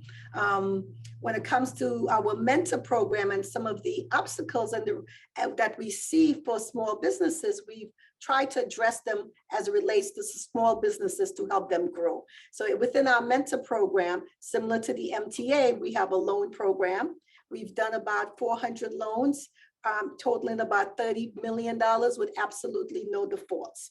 We currently use Sterling Bank as our loan provider. We have a bonding program. We have technical assistance. As firms come in and they bid on our small contracts, we help them grow. We work with them one-on-one. We provide them with technical assistance. We provide them with all of the necessary resources. They have access to a CPA to help them figure out how to run their business financially. What are the obstacles? This is something very important for small businesses to understand the finances behind running a successful business. They have access to an attorney to talk about their contracts, their subcontracts, how to best structure their subcontracts and their contracts to benefit them as a small business. We also do significant tracking. We track everything down to exactly who's winning the contracts. We have information on, and it's real-time information. Anyone could call at any time and say, well, how come a contractor could call me and say, how come I've not been invited to bid on your projects? And I can go into the system and say, well, you were invited 5 times, this date, that date, the other date. You did or you did not bid on the projects. We can tell you how much you've been paid. We can tell you who's winning our contracts. We can say the ethnicity, the gender. So we track everything, all of the details, because transparency, as the borough president says, it's extremely important. You cannot run a program and manage a program, and especially when it comes to diversity and inclusion, if you're not tracking and seeing who's winning. So what that does for us, that does tell us that we have to put more effort into ensuring that Blacks and Hispanics are given more of an opportunity. Because of our tracking, we see that. And we see that we need to work with our Black and Hispanic companies a little more to bring them up to speed and to help them move. So what have we been doing? So as contractors come out of our mentor program, we're actually working with them where we give them the opportunity to bid what we call 1.5% higher than their largest job completed. So if they go into our open market and they've done a $2 million job, we allow them to bid on a $3 million job, because we understand that we don't want them, as soon as they graduate the mentor program, to bid a $10 million job. That may be a bit too much for them, but we actually work with them to help them grow. We provide them with assistance as it relates to joining the unions. We provide them with a union transition to ensure that they understand what some of the obstacles are. Is it the right thing for them at this time? Should they wait? Do their finances? And one major thing we saw even after all of this is, why were our contractors still not moving as quickly as we wanted them to do. What we found is many of our contractors are small businesses. They're family-owned businesses, they're mom and pop. The contractors also doing their paperwork. They're doing the back office. They're running things. They're hiring, they're firing, they're doing everything. So we realized that we needed to do something as related to workforce development to help our contractors. So we created a program called Opportunity Academy, where we went out and we recruited high school grads, some college grads, and we taught them how to run a back office of a small business, what type of paperwork, because everyone understands it's easy to come in and get certified with the city and the government, but the paperwork to run a project and the requirements, the submittals, the requisitions, everything can be overwhelming for a small business. So we now started to actually train young students on how to run that back office, our small businesses, what the requisitions look like, what these submittals look like, what they need to do, how to prepare a change order, how to prepare and actually help this firm move their project from one level to the next. And we pay these young folks, and then we place them in the back offices of our small minority contractors to help them move their paperwork and to help them with running of their back office for up to a year, and the SCA actually pays them while they're working with the small contractors. And we found that that was significant. Many of these young people, not just are we creating a mentor program to help small businesses, we're creating a workforce development program. And at the end of the year, 90% of these students were retained by the contractors for full-time positions. And some of them actually even ended up being hired by the SCA because we realized the skill set we were providing them with was significant to help not just the contractors, but also the SCA, because they understood exactly how the SCA business model was and what the requirements were. So I think that is significant. We not just meeting our goals in many areas, we're exceeding our goals, and we're continuing to look at everything. We're constantly doing focus groups. We're constantly looking at the numbers to see, well, then what else do we need to do? What we've realized. I do have a question, just a follow-up question for you. Thank you so much for describing those. In your small business programs, do you have a sense of what the demographic breakdown is of those who are in the programs? So we try, because it is a small business program, we are definitely trying to reach out to a wide variety of contractors. We are trying to ensure that they are a large number of Black and Hispanic. So right now, I would say that we have about 180 contractors participating in our mentor program, and I would say about 40% are Blacks, maybe about 20% Hispanic. We have then we have about another 40% of that's Asian Indians, or 30% Asian Indians, but we do ensure that it is a large variety of firms and that we definitely capture the need for Blacks and Hispanics. So we're constantly reaching out to ensure that we bring in as many Blacks and Hispanics into the program, because we understand that's the area and those are the communities, especially in light of COVID, that were impacted the most and that really needed the assistance to survive. Thank you. Thank you. And I just want to give Adam Buchanan a chance to talk about pipeline and also goals that you're reaching. Sure. Thank you very much, Cheryl. So, wow, I'm really with some heavy hitters when it comes to construction here. DCAS doesn't do as much construction as the MTA or the SEA, and certainly is not involved in as many construction projects that the Queensborough President's Office is advising and helping to make policy on, and all that stuff is wonderful. I will say that we recently awarded a $186 million contract for the renovation of 210 Geralman Street, which has a 24% MWBE goal on it. Obviously, we're always trying to get better. And, I think that that's evidenced by our current utilization rate in this fiscal year, which is 67% currently. Now, whether we'll be able to keep it up at that level, I have my doubts, but I think it's really a great start, and we really are pretty deep into the fiscal year. So we're very proud of that. What I am, kind of what DCAS really does do best, outside of construction, and I understand that the focus here is construction, but we are the kind of general purchasing agent for the city of New York, and we hold at any given time approximately $1.5 billion worth of contracts for goods and services.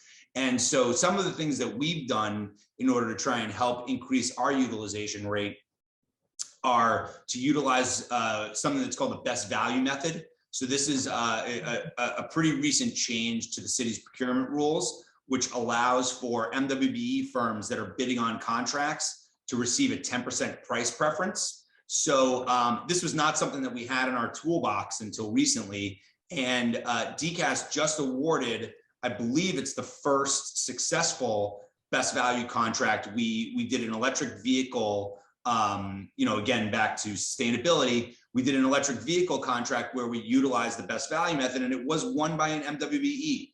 And it was incredibly exciting. This MWBE would not have otherwise been able to have won this contract because their bid was actually higher than the non-MWBE's bid. So really excited about that. We've changed our internal policies. So anytime we get a request from one of our client agencies to do a procurement for them, we ask that they explain to us what best value method criteria could go into that bid. This is not something that was ever done until recently. And so it's something that we're really excited about.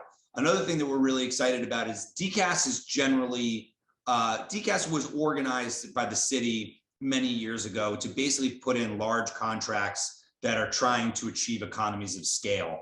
Now, obviously, the problem with very large contracts is that a lot of MWB businesses are not able to bid on them because they just have been disadvantaged for so long that they don't have the capacity and they don't have the head start that a lot of these companies have that we've been used to dealing with in the past. So another thing that we've done, which I think has really driven our utilization rates, is that we have over the past 2 years really begun to drill down on all of our very large contracts to see where they could be debundled and kicked back to the agencies, where the agencies can use the city's $500,000 MWB small purchase method in order to give discretionary awards to MWBEs, where in the past we would have had a massive multi-million-dollar contract that no MWBE was going to be able to ever win. And goods traditionally have not been an area where the city has been able to put MWBE goals on the goods because there's just really not that much subcontracting when it comes to goods contracts. And so we've had to get really creative to drive utilization in our goods and services contracts over the years. And I think I'm really proud of some of the changes that we've made. Other things that we do to improve utilization is we hold outreach events, on usually a bi-monthly basis. We try and advertise our procurements as much as possible. We will sit down with any MWBE who didn't win a bid to explain to them why they didn't win the bid.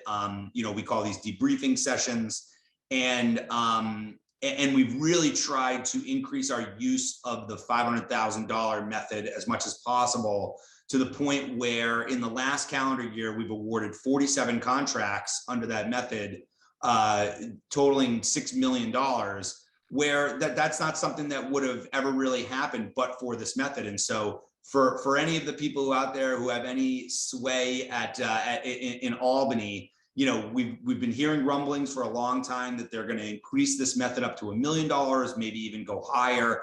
I would encourage and support any of those changes. I think that just going up to $500,000 from $20,000, which is where it was for so long, has been a total game changer. And so if we can get up to $1 million or even higher, that would be awesome. And we'll continue to try and debundle where we can. Some of these contracts are not something that can be debundled, and I have lots of thoughts that I can share. I know we're limited on time, but I have lots of thoughts that I can share on how MWBEs can get into the goods arena more, where becoming an authorized distributor or partnering up with the manufacturers directly. Those are just a few of the things that MWBs could do to be a little bit more competitive in that arena. So again, really a lot of work to do, but really proud of how far we've come. And you know, I'll cede the rest of the floor to the heavy hitters in the construction industry, but just wanted to get a little plug in there for DCAS. Thank you. Thank you. I'd like to switch gears for a moment for the borough president. New York has an affordable housing crisis. Do Governor Hochul's proposed updates to the tax incentive program for residential development help to address it? And do the reforms go far enough? And I'm also would like it if you could also talk about what you're doing in 2022 to promote affordable housing in Queens and remove barriers to such housing being built. So I'll start by saying that the updated tax incentive program is a modest improvement, as it lowers the family income level that developers must set aside for units. But at the end of the day, there's still a massive amount of work that must be done to ensure no one is forced out of their home, or specifically the communities they love. And this is why, you know, even as President Biden was in Queens a few weeks ago, I mentioned the Build Back Better bill to him, because I needed to stress the importance of us getting that $170 billion for affordable housing efforts in the state. So yes, there is a modest improvement, but it doesn't go far enough. And, you know, think about how many folks are living in the homeless shelters right now, right? 60,000 or so folks are in the homeless shelters. So there's a real need to make sure that we do see the Build Back Better bill pass. And of course, I believe that the pressure needs to remain on Joe Manchin and Kristen Sinema, who have been the lead killers of the bill on the DC side. And I would urge them to come down to Queens and talk to families here who are struggling coming out of this pandemic. I'll also go into, you know, what have we been doing to promote affordable housing? And I will say that, you know, the pandemic coming in as borough president, you know, we weren't seeing a lot of ULURP applications moving when I first came in, and at the end of 2021. Obviously, the pandemic had slowed things down, but I will tell you now, it's been, I think we've made up for all of that time now, because there are a lot of applications coming in. I will say that I'm proud of a lot of the work we've done already, me transitioning from the city council into my position as borough president. Before I left the council, obviously I chaired the zoning committee for some time. And I'm happy to say we had shepherded in during that period close to 10,000 units of real affordable housing, with a nice skew of different income levels out in the Rockaways. So as we speak now, you know, you have folks who are moving into some of those buildings. We just finished up a nearly 200 unit building with the related companies, a supportive housing project actually out in the Rockaways. And then we've also had these scattered sites across the borough, from Forest Hills, which we just had, I want to call it somewhat of a controversial project, the Trilon Theater project. We didn't feel they were going far enough at first in making sure that their affordability was reaching the lower bands of income, something that this neighborhood had desperately needed. And something surprisingly, because you often hear, when you hear about affordable housing, you always hear East New York, you always hear Jamaica, you always hear Far Rockaway. But there was a real push right here in Forest Hills to see more deeply affordable housing, deeper bands of affordability in a project, which is about a 200 unit building or so. And we finally reached a deal with them. And I had actually turned that project down with conditions, because I felt that they could have used at least the minimum option of mandatory inclusionary housing, option one. And working with Councilmember Lynn Schulman, we were able to get that over the top. We also work with Councilmember Kavanagh. We just got a project done in Astoria, another 200 unit building. And largely what I will tell you I faced in Queens is a lot of NIMBYism. And there are some merits in some projects where you hear folks say the city should absolutely go further. But, there's been a lot of pushback in many corners of the borough. And it's across the board in sort of keeping neighborhoods low density. And the issue we face is that we are a growing borough. And coming out of this pandemic, it's not like Manhattan is the center of the universe anymore, right? You're seeing more commerce come into the outer boroughs. The outer boroughs are the future. You're seeing more investment in the airports. You're seeing more industries, including the life sciences, popping up in Long Island City. So we have to make sure, even as we rebuild, we're building for everyone. And it's largely been working with this delegation of council members. And I do want to give them credit because we've worked hand in hand. And obviously with my experience of being in the council for nearly 7 years and chairing the zoning committee, I've had to work with council members from around the city during that period and learn how to work with them to get to a yes. And now it's largely a new class of city council members we're working very closely with. Some other things we're focused on are community land trusts. So that's also something we are highly focused on, affordable home ownership, because as you know, this pandemic has largely, and it was a report about unemployment in the city, especially when it pertains to Black and brown communities, and largely how that's going to impact home ownership in the future, and how coming out of this pandemic, many homeowners have fell behind on their mortgage. So just making sure that the state funds that were set aside by the governor are reaching these homeowners who desperately in need of assistance, because we know that to build wealth for these communities, ownership has to be a big focus. We're going to lose more money in Black and brown communities moving forward because of this pandemic if we're not doing more on the affordable and home ownership front as well.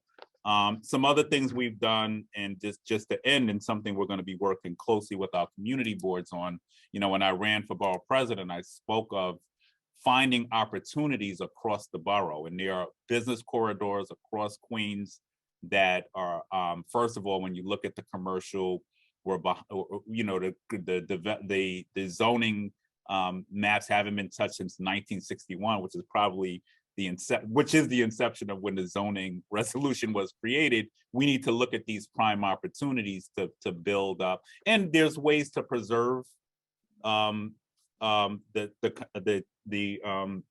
contextual zoning of a neighborhood, but also to look at those prime opportunities across business corridors across the borough as well. But we're going to be having some hard conversations with our community boards to have them come up with suggestions on areas that we should look at, right? Everybody has to be a part of solving this affordable housing crisis, especially in light of people saying, we don't want homeless shelters, we don't want basement apartments. Well, what do we want if we're not building?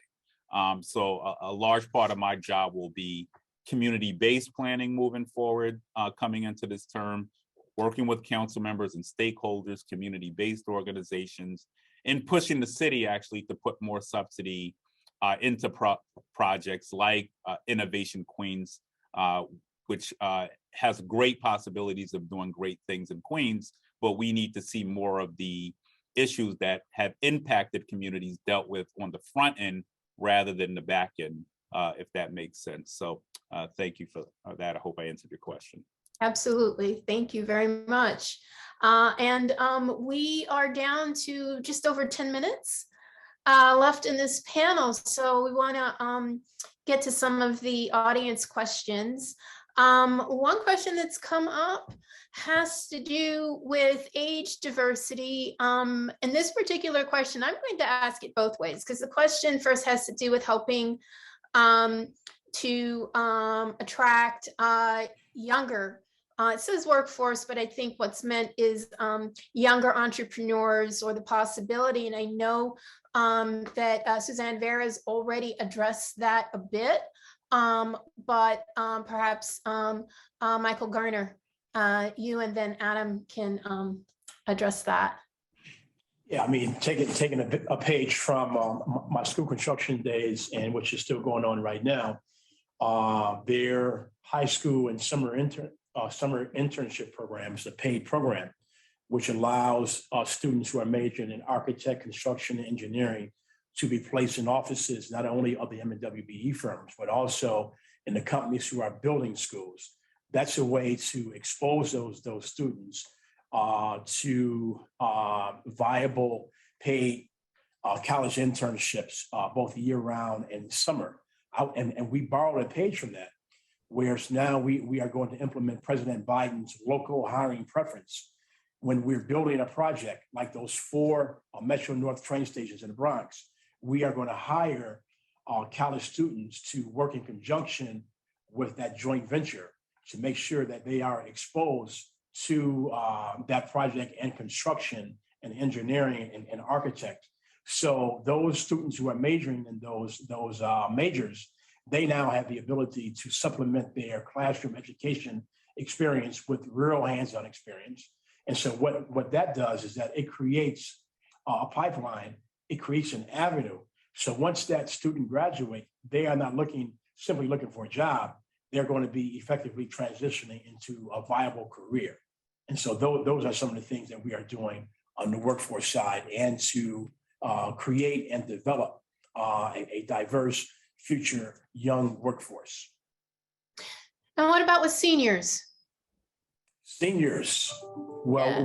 we don't have any restrictions in hiring our staff. There are 71,000 MTA employees, and as a matter of fact, we are bringing back like some of our seasoned employees who left and retired, and now we're bringing them back because there's a void in our operations. And so we don't discriminate against seniors nor young college students. There's a place for everyone here at the MTA.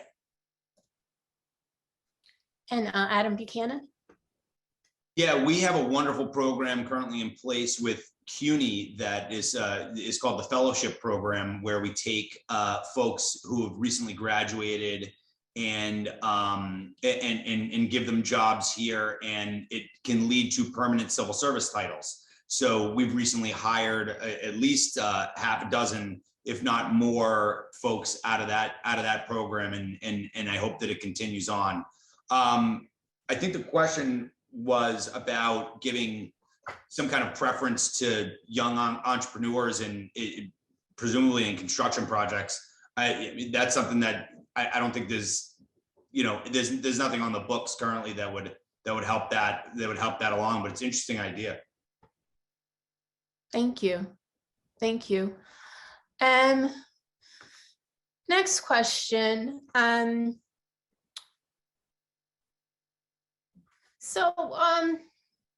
It's another question. It's been touched on a little bit.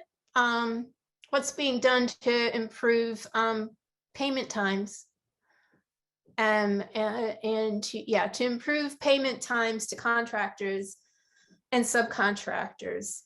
And I recall that again was something that Suzanne Vera, you addressed in your answer, and you may have too, Michael Garner. I'm sorry if I'm misremembering that, but I would just like to open it up if any of you could address that more.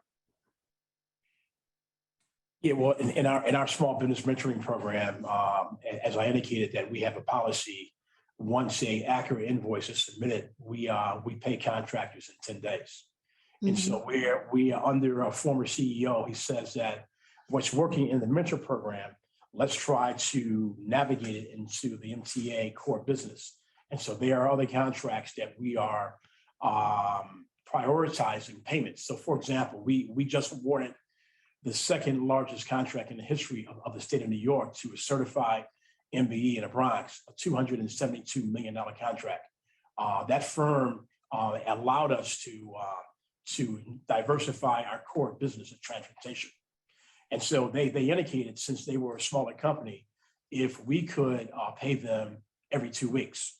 And so we are, in fact, accommodating them and paying them every 2 weeks to their cash flow gets to where it needs to be. And so, yes, so I mean, there's no reason why any city agency or state agency should not pay contractors timely, because it's not fair to them, because they then must go out and borrow money and pay interest because agencies are not paying them on a timely basis. There is a state prompt payment law which says that once a government agency pays a prime contractor or consultant, that prime contractor or consultant has 30 days in which to pay their subs. Now, sometimes when that's not happening, we find out about it. We bring both the prime contractor in and the subcontractor in, and basically kind of like force the prime contractor to adhere to the state law. But in many instances, we find out that a lot of our M&WB firms are not being paid. They don't want to tell us because they don't want to ostracize themselves of getting future business. And so you can't have it both ways. If you're not being paid, tell us. And we will force the contractor to pay you. Thank you. And I'm seeing a follow-up question here. Oh, I see Suzanne Vera. I'm going to get to you for a second, but I'm just going to throw the follow-up question in there. It says it's not just payment time, but also the amount of time it takes to negotiate a contract. Firms have to basically be on call waiting for a project to start for months at a time, wondering when the project will start. But you were going to answer, Suzanne Vera? Okay, I was just going to talk about payment for MWBs, and similar to Mike, in our mentor program, our mentor firms are paid within 10 days when it comes to overall the SCA's payment, because we are not really a city agency, we're an authority, and we do not have to go through the process most agencies do and go through the controller's office. Our payments, we have more than 90% payment within 30 days. So we do pay quite well, and we pay very timely. As it relates to contract negotiations, if you're awarded a contract at the SCA, once again, because we're not following the city's procurement practice procedures, where they go through the controller's office, and there are a host of other agencies that have to review the contract before it gets registered, and therefore our contracts are registered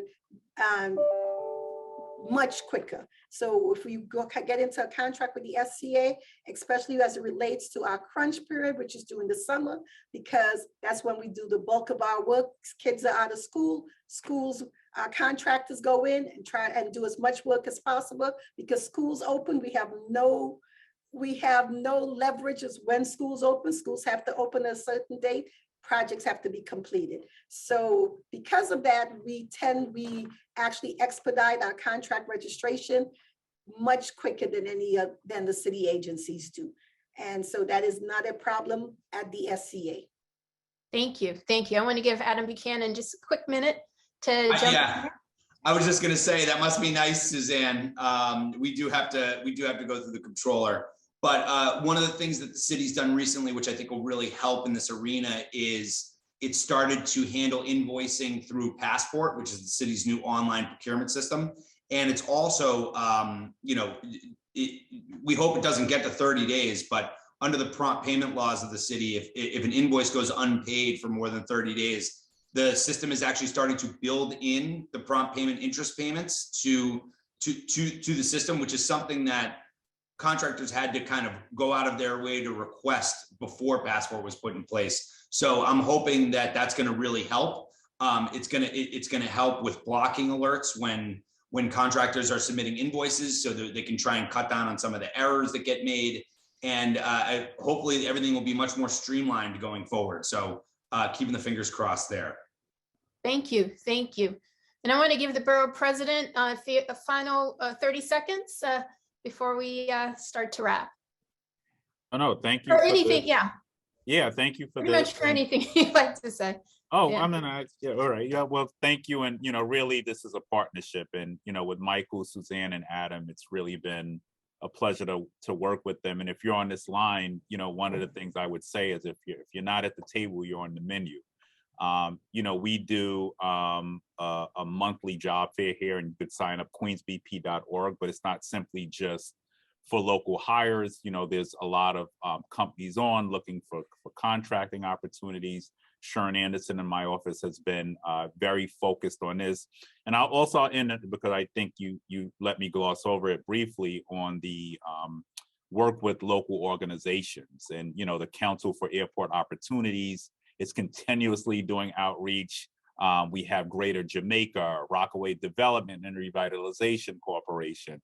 So really you should be getting to know who your local community-based organizations are, because they most likely, Urban Upbound as well in Western Queens, these are organizations who most of the time are looped into some of the local hiring and MWBE fairs. And it's something that we've stressed with agencies, city agencies, state agencies, and developers as well, to have those strong partnerships so that we know we're reaching the constituencies that will be impacted and the constituencies that historically have been left out of these conversations. So you can definitely get in touch with us, sign up, and be aware. Today, actually in Corona, we're doing a big job fair, 250 job opportunities at LaGuardia Airport. I think last I checked, over 900 of people might have attended that. But you have to have skin in the game and know what's going on. Otherwise, you'll just be simply on the menu. Thank you so much.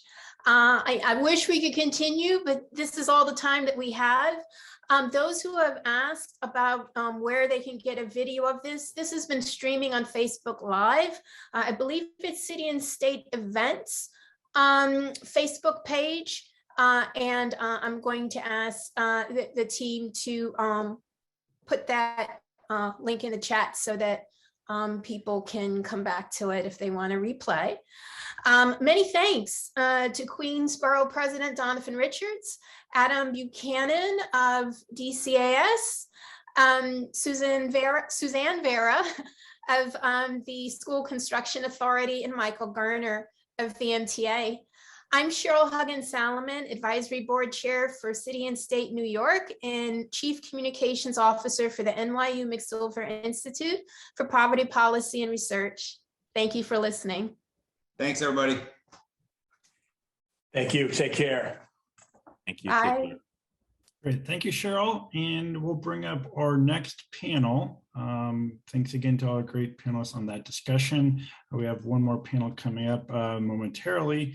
Before we get to that, I'd like to thank our sponsors again. Sponsors of today's event are Amtrak, the Community Preservation Corporation, ICOR Strategies, Infrastructure Engineering Incorporated, PC, the New York City School Construction Authority, Strook, and Greenstone First Consulting. Our third and final panel is Rebuilding NYC, New Developments for Economic Recovery. And I'll hand it over to City and State reporter Rebecca Lewis, who will be our moderator. Rebecca, over to you.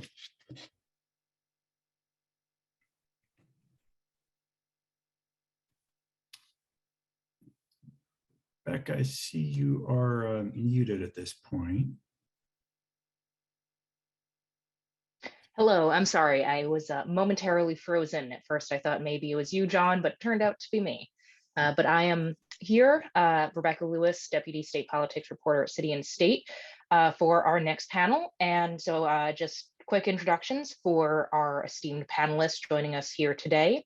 We're joined by James Starace, and I apologize if I said your last name wrong, the Chief Engineer at Port Authority of New York, New Jersey. Greg Russ, who is the Chair and CEO of Knight Carnegie, Principal at Greenstone First Consulting, and former City Council member. John Ignacio Speen, Special Counsel for Real Estate at Strook. Rafael Cestero, CEO of the Community Preservation Corporation, and Michael Sutton, CEO of Infrastructure Engineering, Inc., PC. Thank you all for joining us today to talk about new developments for economic recovery. It is a very broad topic, a lot of ground to cover, and unfortunately that means that we won't be able to touch on everything that we might want to. And it's an hour-long panel, so hopefully we'll have a little bit of time at the end to take some audience questions. So please, anyone who's tuned in, feel free to pose some questions in the I guess the chat function. I forgot that the Q&A function is not working today. So feel free to pose any questions you might have, and we'll try to get to them at the end. So let's just jump right into it. We are entering budget season in New York State. In fact, that's why one of our panelists Brian Kavanagh couldn't join us. He had a last minute budget commitment that he had to get to. But it is budget season. We have a very large budget proposal that includes tens of billions of dollars for affordable housing, plans to create or preserve 100,000 affordable unit, and it proposes a new version of the 421 tax abatement for developers to spur affordable developments in affordable units. So just to start off, as we're looking forward, looking ahead beyond the pandemic, as the state still needs jobs, as people still need jobs, and I'm going to throw this out to anyone who wants to answer, do the plans in the budget meet the needs of the moment? And, are her approaches good ones, or are there other avenues that the state could be exploring through the budget to spur development and, spur economic revitalization? So anyone who wants to answer, otherwise I'm going to just pick on people. I mean, I'll begin, Mike Sutton, with infrastructure engineering. I'll begin from the federal level, right? Let's begin from the Infrastructure Investments and Jobs Act. So that is bringing billions and billions of dollars to New York with regards to roads and bridges, broadband, water, housing, electric vehicles. And so with this big impetus of money coming into New York, it creates, and I will quote Governor Hochul, it says here, this is a generational opportunity to make the investments that we should have made all along. So there's a lot of money that's coming into New York on top of the existing budgets by the agencies and departments. And so this is a unique opportunity at this time to build businesses, jobs, and we just got to figure out how we're going to make this all happen, and that it's inclusive, it's diverse, and it's equitable. I want to say absolutely yes to everything that was just said. I would just like to add that more millionaires will be made because of this influx of federal capital into infrastructure than any time in the city's history. It is an excellent opportunity for us to look at the MWBE participation, not only as subs, but as primes, right? Because we're talking about really putting people back to work through jobs, which I 100% agree with. It's an excellent opportunity. Having worked in the city, obviously, a lot of the work I did, both as the chair of small business and then most recently as the chair of housing and buildings, gave me a unique perspective of the opportunities that were available. Now we're multiplying those opportunities times 1,000. I have worked with MWBE construction and development corporations who could never get to the level of being primes and were always relegated to having a sub relationship. What we know is that those companies, given the opportunity to employ, will employ from the very communities that they represent, which will also give us a chance to reduce the rate of unemployment in some marginalized communities. So what we have is a tremendous opportunity. I just don't want to get stuck on everything being about jobs and some of it being about entrepreneurship and giving MWBE companies an opportunity to participate in this windfall that the federal government has committed for our city.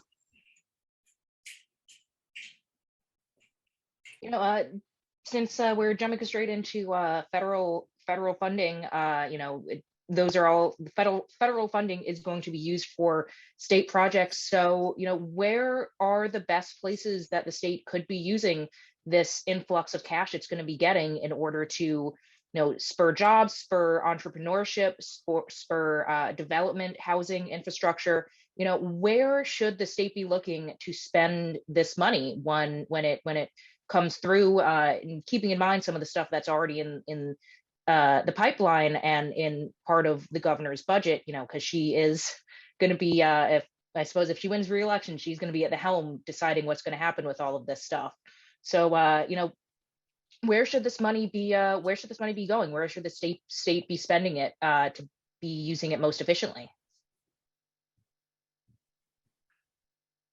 in an effort not to monopolize the conversation, I'm going to defer to my other expert panelists. But I would say that you said it. Infrastructure is probably the quickest way to spur the economy, right? Characteristically, that's what's happened in this country. So I'm going to raise my hand and say infrastructure, not exclusively infrastructure, but certainly that's a great place to start. What we know is that the recent pandemic exacerbated so many opportunities. I mean, so many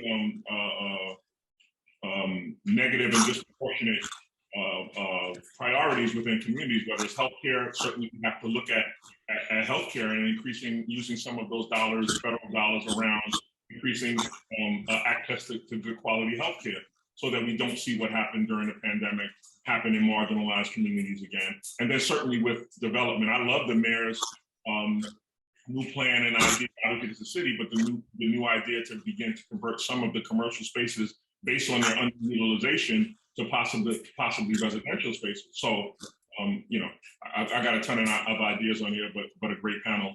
So I don't want to monopolize. So Rebecca, how about Raphael? I'll give you a chance because you haven't spoken yet. So Rebecca, I would jump in and say a couple of things. One, clearly, the infrastructure dollars that are going to flow from the federal government are going to be enormously helpful to invest in really like much needed infrastructure improvements that are going to help all parts of the state and help neighborhoods that desperately need infrastructure investment. I think in terms of your other question about Governor Hochul's plans around housing in particular, unfortunately, Build Back Better, which contained most of the housing resources, does not look like it's going to happen. And so I think the governor did step up to meet the moment in a very significant way with an ambitious housing plan that tries to hit on a number of key priorities and tries to focus on both using housing as a way to lessen the housing crisis that we face in the city and state, but also to create jobs. And the last thing I would say is that unequivocally, the thing that we need to do differently this time than we've done in response to other crises and how we've built back in other crises is ensure that we do it equitably and with a keen focus on diversity and inclusion, and ensuring that MWBE developers and contractors are at the center of the participation in the redevelopment efforts. And that's something that I think we all need to be sure to keep our eye on and keep focused on and keep saying over and over again. Sorry, go ahead, Jim. I'm sorry, Rebecca. From the Port Authority perspective, I mean, I'm the chief engineer of the Port Authority, so my world is infrastructure. And I can't speak for the whole state because my world, again, is 25 miles around the Statue of Liberty in both states. But every agency deals with aged infrastructure. We're rebuilding LaGuardia, we're rebuilding Kennedy, we're going to build a new bus terminal, but we still have old infrastructure that needs to be dealt with. And the American Society of Civil Engineers will be the first one to give you their report card and say that infrastructure needs a lot of work. And then we also have to deal as a city with, the future climate change and dealing with sea level rise, greater storms, that you can't raise your bridges and tunnels that are 100 years old, so you have to figure out a way to protect them. And along Manhattan, we've seen the effects of storms, so I think that's also a place where there are future needs for infrastructure improvements. I'll say something. Yes, you've unmuted. Yes, please. Making the faces that I want to be called on. So what I'd like to see is more cooperation between city and state in terms of the affordable housing programs. Something that a lot of our clients have had trouble with is the misalignment or the imperfect alignment between the 421A program and the local zoning. And so what I think I'd love to see is the city and the state work together on programs that will help conversions of commercial buildings that are no longer needed at their size or density, and spur development in other ways. Changes to the zoning, I think, are always on the table. Mayor Adams seems very intent on helping at the local level, but we need those tax incentives at the state level to properly incentivize and help pay for and spur those developments. Those ambitious plans at the city level only go so far if the developers can't make money that they need to make in order to invest in the 2 to 3 year process that it will take to often do these big projects. And that's just the Euler process. So I think in that regard, I'd love to see more investment in agencies and staffing up. I think there have been, I won't say an exodus, but I think a lot of the local building agencies, the land use and planning agencies, have lost a lot of good talent. And I'd love to see Mayor Adams and an investment in making these agencies more efficient, making them more professional again. That I think would go a long way to helping people build. Just very quickly, I want to follow up with, sorry. I would just be remiss if I didn't mention that when we talk about infrastructure spending and development and building, if we don't mention, the homelessness crisis across the state, certainly in the city, and the mayor's initiative to do the work within the subways. There are so many ways, though, that we're missing an opportunity in terms of things not aligning. I think alignment was mentioned earlier, and the fact that now with the City FEPS program and with other programs, how difficult it is. We fought so hard on the city and state level to increase the minimum wage, and now we've actually made it almost impossible for people who are at the minimum wage, which is $15 an hour, to get subsidies to live in the city. So we have to keep pace with what's happening. We can't.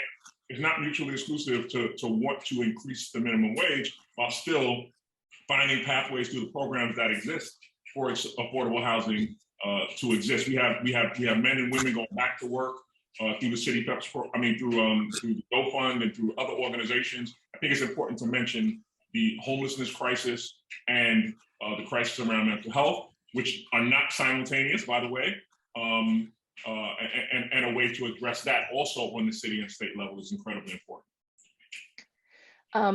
The follow-up for John that I just wanted to have, and for anyone else who wanted to weigh in quickly, just in regards to city and state cooperation, we obviously have a new governor, and she's proposing a new version of the 421A tax break, and a new mayor as well. What are your thoughts about what's happening right now about this new proposal, about statewide programs like Honda to convert commercial properties and hotels into housing, and what you've seen so far in terms of cooperation between Governor Hochul and Mayor Adams when it comes to ensuring that there is development and affordable housing being spurred, and addressing issues like homelessness in our streets? Well, I think it's too soon to tell just yet, but I think they're in the right direction, certainly. Many of our clients' biggest concerns, our developer clients and even lenders as well, is that 421A be continued in some form or fashion, because a lot of the projects that were planned during the de Blasio Cuomo era just won't pencil without those tax incentives. So certainly the programs that she's put on the table, I think, are a step in the right direction. And as far as I'm concerned, in terms of the local, it's too soon to tell. The new chair, Garodnick, I think he's sensitive to community interests and needs, but I think he also understands that more affordable housing means more building and more density and in neighborhoods that can handle it. Transit-related developments are obviously important at the city and state level. The Port Authority knows how much we need to utilize our regional transit opportunities with the new influx of money. I wish I could answer. If I had a crystal ball, I'd love to know how well the city and state are going to get along. But right now, I haven't seen anything alarming, but I also haven't, it's not obvious right now that the cooperation will be what it has to be in order to maximize this influx of money and the reinvestment in New York. I think the state's budget will demonstrate to us how much they're in alignment. People can always tell your priorities by your budget. So we're going to see very shortly how committed the city and the state are to working together through both the state's budget and the city's budget. But my fingers are crossed and I'm hopeful. And if no one feel the need to chime in, we have plenty of other topics to talk about. So I'm happy to move on if our panelists are. We haven't heard from NYCHA's Greg Russ yet, so let's shift gears a little bit to NYCHA and what's going on at the sort of unfortunately consistently under-resourced public housing development in New York City. There are no shortages of ideas about how to improve the development, to improve current developments, and how to raise money to ensure, like most recently, the Public Housing Trust. But a lot of buildings still fall into disrepair. It's still hard to build new developments, and there's criticisms about some recent advancements in terms of trying to find compromise and areas to improve, like with programs like RAD. So, how should NYCHA be proceeding right now to ensure that the current properties are being maintained and that they can continue to expand as the state continues to recover from the pandemic? Thanks, Rebecca. Let's put this in perspective, because we have really what constitutes a national issue. The number of units, NYCHA being the largest public housing authority in the country and one of the largest in the world, is in the vicinity of 174,000 apartments. To make an investment into those apartments that would sustain them just as is, not say go to green or electrification, is $40 billion. If you want to do the deeper energy improvements that I think many of us would love to do, the investment number climbs close to 50 billion. There has never been in the history of the country an investment that big into housing that's specifically designed for low-income families. So we have taken two approaches. The first is the rental assistance demonstration. There's been a lot of misinformation about the rental assistance demonstration. We are on track to convert, we had a goal of 62,000 apartments. We'll hit about 30,000 apartments in the spring. We just did an award to our first MBE Prime as part of one of our RAD rounds. We're very happy that finally got achieved. And to date, with the money that is in the pipeline, that's raised about $3.8, $3.9 billion in investment at those properties. The balance of the portfolio is more problematic. And because folks have been, I'd say, concerned about RAD, since it does include a public-private partnership, and not everybody here in the city is in love with that, we proposed a public-to-public connection with NYCHA and the Public Housing Preservation Trust. The trust is a public benefit corporation. It requires state legislation. And the trust actually would keep under ground lease all the public housing that we have preserved, reinvest by raising money through improved subsidies, and then contract back to NYCHA for services. So the trust actually has the potential to raise a significant portion, if it's adopted, of that investment that I mentioned, that 40 to 50 billion, depending on what we put in the building. And the trust bill is, we had it introduced last session. We're hopeful that it'll get reconsidered this session in both the Assembly and the Senate. But it provides a true public preservation of the housing, and it raises a ton of money. And we do it property by property, using the improved subsidy of Section 8 project-based vouchers with the preservation of all the public housing rights. Now, our feeling is if we can get this launched and we can show that we can issue financing around that investment, other money will follow. Perhaps state money, certainly other sources of funds could be attracted as well. But this is the biggest housing infrastructure investment ever. And the reality is, if we do not make it, we cannot sustain buildings. I'm beginning to see things, metal fatigue, that the pipes themselves in and behind the walls, the distribution lines of these systems, they've missed 3 cycles of investment. All of you on the call that work with infrastructure know that you've got to put money back into it regularly, and it has not happened for NYCHA. Secondarily, we're putting it into communities where we have communities of color, individuals and families that are interested in achievement. And when you bring capital to a community like that, I think the other potential for additional jobs of all kinds are there, including anything from either going to work for NYCHA in some capacity or working on one of the new technologies we might be able to put into the building. So we're very hopeful that we can get these, the twin investments launched and get the trust launched, because we really need to start putting the money back in these apartments.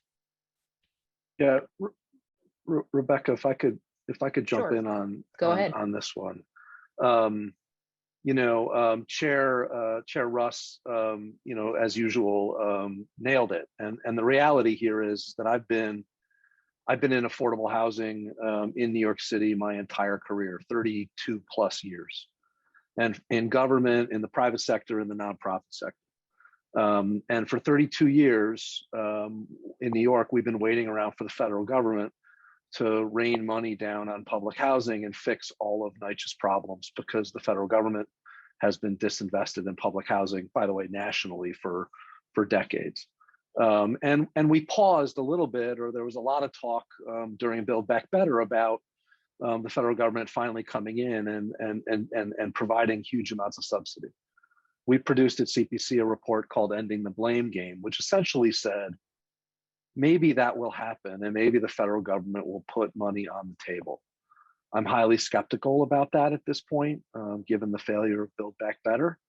But ultimately, it's now of the responsibility of New Yorkers to come up with solutions to save our most critical and our most vital affordable housing resource, and that's NYCHA.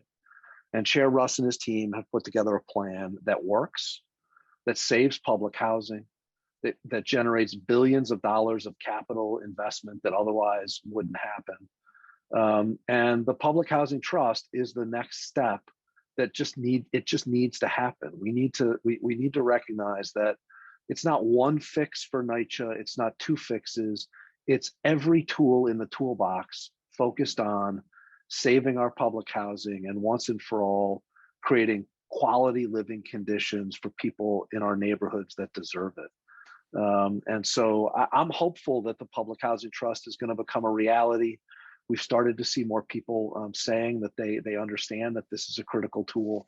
And just kudos to the chair and his team for doing a great job and continuing to fight the fight on behalf of NYCHA residents all over the city. In an unprecedented move on city and state, can I ask a question? Sure. No, I just wanted to ask Chair Russ if he would speak briefly about the Section 3 program, because he mentioned how it's possible for NYCHA residents to work within the new development. And I know Section 3 program is a program that I've appreciated its ability. And if you could just, I think in the context here now of both affordable housing and protecting affordable housing, but also creating jobs, this is one of those intersections. And I'd rather him speak on it than me, quite frankly. No, thank you for that. First up, I want to shout out, thank you for Raphael for your observations. I really appreciate them.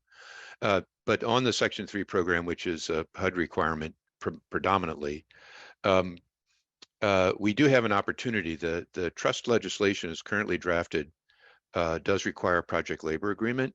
The project labor agreement also would require, through that mechanism, the hiring and development of mechanisms for pre-apprentice and apprenticeship access. But in addition, the Section 3 program has 2 other components that I think would really be jump-started by the level of investment we're talking about. Just a quick example that if you took our top three properties by the physical need, those three properties would be close to about $3 billion in investment just in those three. So these are kind of staggering numbers. But inside that investment, you have the opportunity to create what's called a Section 3 business concern, which is a concern that's predominantly owned by a Section 3 eligible individual or partnership. That could include families in the property, can also include low-income individuals elsewhere in the city. Both are recognized. And the third area where Section 3 has potential that I really think is just as exciting as the maybe the hiring requirements is other economic opportunities, investments in a range of things that strengthen the communities where our families live. These could be educational investments, they could be job training, anything that would advance either an individual or a family's economic opportunities. So that program comes with the trust. The legislation specifically embeds that requirement in all the contracts that would be left if the trust is stood up. And even though these would be enormous construction management undertakings, that Section 3 requirement has to be considered also in the evaluation and ranking of anyone that might be selected to do the work. So that would be a very robust part of the effort. Thank you. And yes, I think this might be a city and state first. And so thank you, Robert Cornegie, for, I suppose, helping me co-moderate this panel. I want to move on to a topic that Greg brought up and has been brought up, I think, in the chat a little bit, and that Jim brought up as well, and that is climate change and resiliency in the face of climate change in regards to not just resiliency efforts, but also green infrastructure. As Greg said, money's not quite there yet for NYCHA to be going green, but there are plenty of places to where that should be happening, where that is happening in private developments throughout the state as the state tries to reach its CLCPA goals. We're getting in this money from the federal government, and we have a governor who has said that she is her first couple days we're dealing with a hurricane. So climate change is definitely at the forefront of many people's minds. What should we be doing as a state, and how should we be using the federal money to make sure that we are resilient and investing in green technology and green infrastructure? Not sure who wants to weigh in first, but I open it up to the panel. I'll start off again. Mike Sutton. I'm an engineer, right? So, but I'm more than an engineer. I also run a company. I'm a businessman also. But when I look at climate change from an engineering point of view, we got to revise, how can I say, our tools in which we calculate things. For example, we're talking about 100-year storms, and 100-year storms are happening every 5 years now, right? So now what does that mean to us? And our water levels are rising because climate change, icebergs are melting, and billions of gallons of water is now in our oceans and raising the level of the oceans that surround New York City. So what do? We got to look at policy. We got to look at, again, from an engineering point of view, how we calculate things. And in a way, it's going to be more expensive to accommodate all this water and to restrict all this water in areas, low-lying areas. The low-lying areas in New York is south of Manhattan. As I believe in Manhattan, from the south to the north, it rises up. And so when the hurricane came last time, the areas that flooded a lot was the lower Manhattan. And so we got to just look at a lot of policies, and things, the way we do things, to make sure that we design for them and we construct them so that that it is really resilient. And it's going to cost some money. It's going to be expensive. And how we get this money to invest in those areas, that's a whole nother thing. But so I'll just kind of leave it at that and leave it up to the other members of the panel to chime in on it. But looking at things from an engineering point of view and a construction point of view, it's going to be different. It's going to cost a lot more. And to accommodate all this water that we're receiving in our cities. And so I'll just kind of leave it at that. Michael, thank you. You're absolutely correct, because we suffered 23 major assets suffered damage under Ida, and that was a storm. That wasn't, it was rainfall. And what it has us thinking is, if I took a typical NYCHA building, I'm removing all the critical equipment and components from the basement, and I'm going to have to put them somewhere else or change the system. And this is beginning to argue for apartment-based heating and cooling or hot water generation, as opposed to big central boilers or whatever that sit down below the ground. In the Sandy recovery work we've done, we've raised a lot of that equipment up onto the roof. That's also another option. But this storm was a real warning. We're still working on boilers that we've had to use temporary boilers to offset the loss during the heat season, because they were flooded by Ida, and some of those boiler rooms had 6 to 7 feet of water in them. And that also raises questions for groundwater control, like the pumping, backflow valves in a 60-year-old pipe, for example, so that you don't get water up through either storm or sanitary lines into these basements. So it is going to require new kind of construction to make the buildings secure. And the last thing I'll say, if we do electrify buildings as an option, how do we back that building up when we lose power off the grid? We have to include systems that do that as well. I think that this is no longer an optional conversation. We're a maritime city, and what the chair mentioned, yeah, NYCHA was actually devastated by Ida, and other storms have. So we knew this was happening. So going forward and looking at this budget that we said would be robust from the feds, we have to make sure that we're, in some instances, retrofitting, because we're not going to tear down and build every single unit, right? It's not possible. So retrofitting with some of that infrastructure money, plus going forward, making sure it's mandated to have resiliency plans built into every new construction. Those are two things that are like, we don't have an option on that. We've never had an option, but certainly with the most recent storms, like you said, being truncated from 100 years to every 10 years now or 5 years now, has demonstrated that this is no longer optional. And we are a maritime city. I keep reminding people of that. They enjoy it through to taking a ferry or whatever, but not realizing what the implications of not having a resiliency plan in place around being a maritime city are. And we got to reconsider our whole. That should be agenda item number one in most instances, whether it's someone running for office or whether it's just the infrastructure plan, has to include resiliency with a sense of urgency. Yeah, I would agree with. I'm sorry.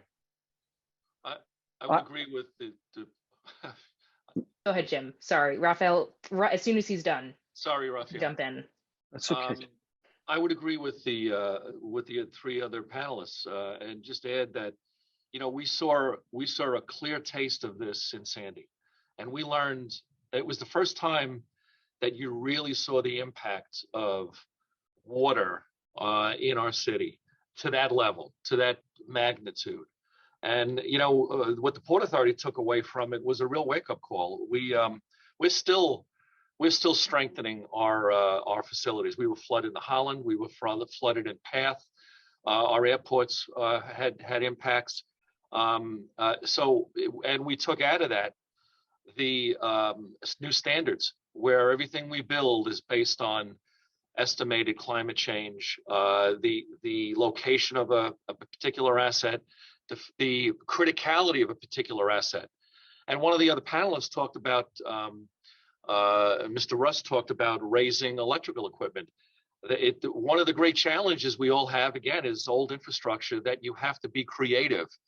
And one of the things that we've tried to learn from and we're implementing is ways of strengthening and hardening existing facilities, like buildings where sometimes you have to raise critical equipment to the second floor. Putting a doorway, or for lack of a better term, a gate in front of our tunnels to deal with future flooding.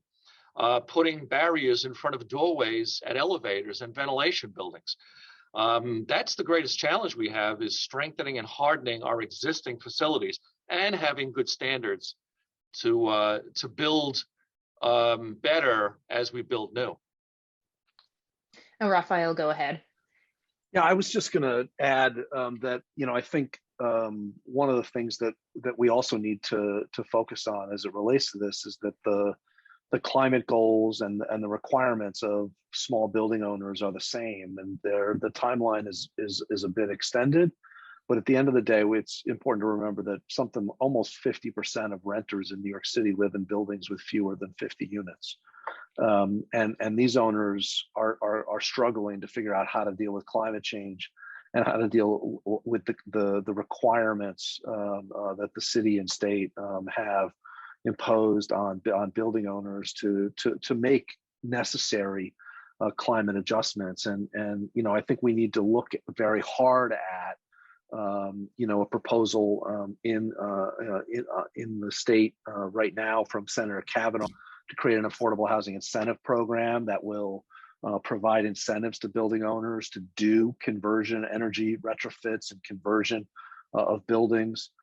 And frankly, in the 1950s, when we wanted to get bathtubs out of kitchens, the city created something called the J51 program that everybody has forgotten about, which was an incentive to try to improve the quality of housing. And if we really want to improve the quality of the privately owned housing stock, we need to think about an incentive for owners that allows them to get a capital resources to make necessary sustainability improvements and repairs to the buildings. And we got to really look hard at the J51 program as a way to try to do that.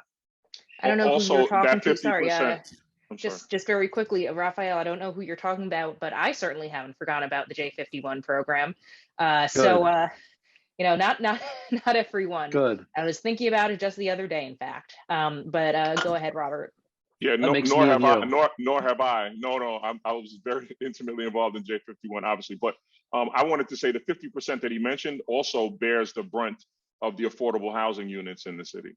So that's ironic that same population or that same demographic is largely responsible for the lion's share of affordable housing in the city. We should treat them better.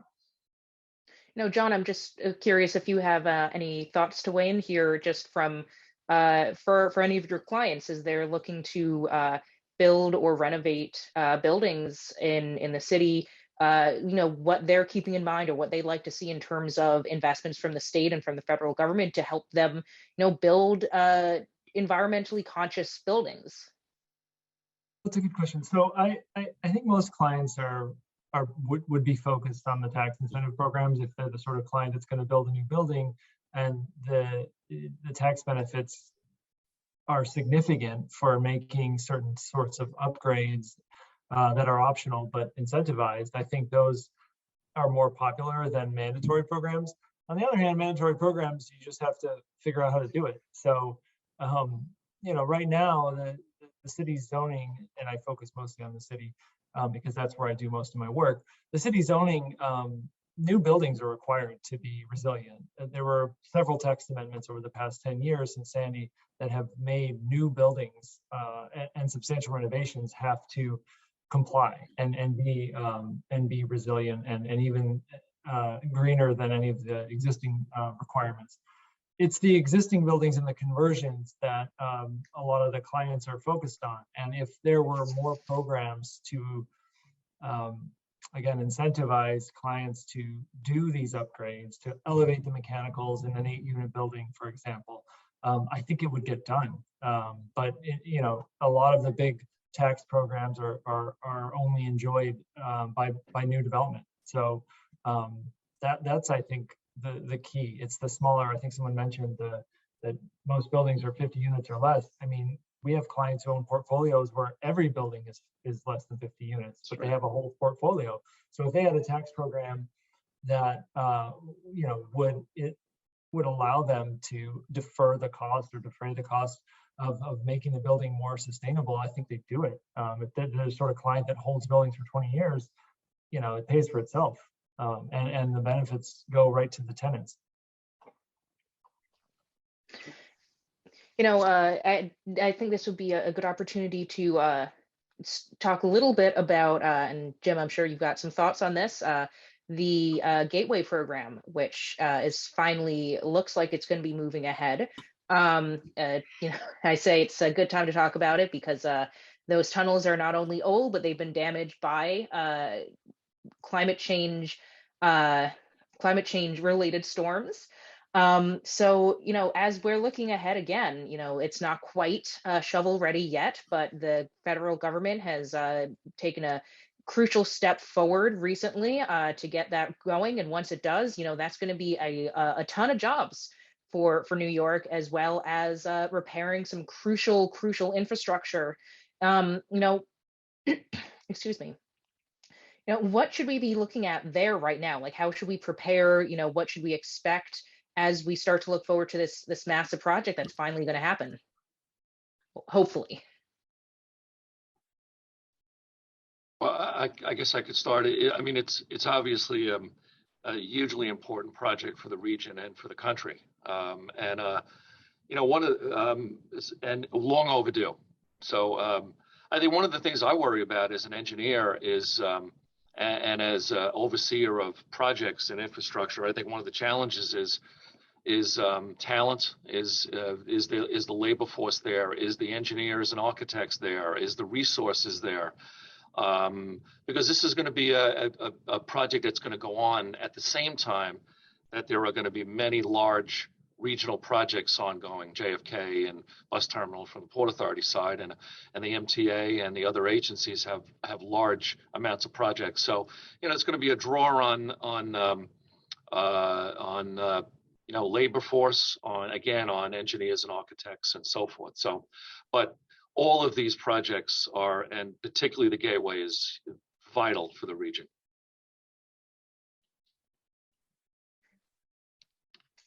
You know, if that's a topic that I know that we have a lot of housing folks on, so if it's not a topic that we are going to be that other panelists are able to weigh in on too much, that's fine. We can move on unless Michael, I'm not sure, if kind of looked like you might have something to say.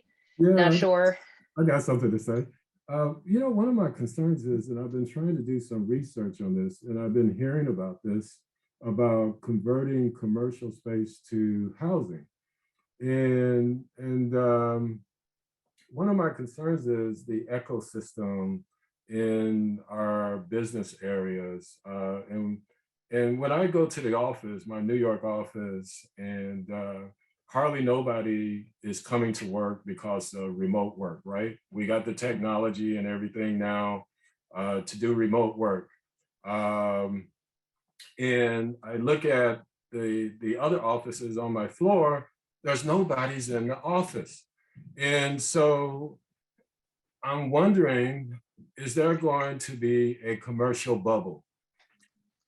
And I've been trying to do some research on it. And the research that I did on commercial bubbles kind of gave me, no, there would not be a commercial bubble like the housing bubble of 2008, 2007, 2000, whenever that happened. When did that happen? I don't remember. But but so one of my concerns is the commercial marketplace. I just see a lot of empty offices in the ecosystem of the restaurants and all the other services and small businesses. People are not coming to work. We got the technology to work from home, and we do surveys in our company. Most of the people want this hybrid, work environment now. They want to come in sometimes, but they don't want to come in every day. And so, that's one of my concerns now.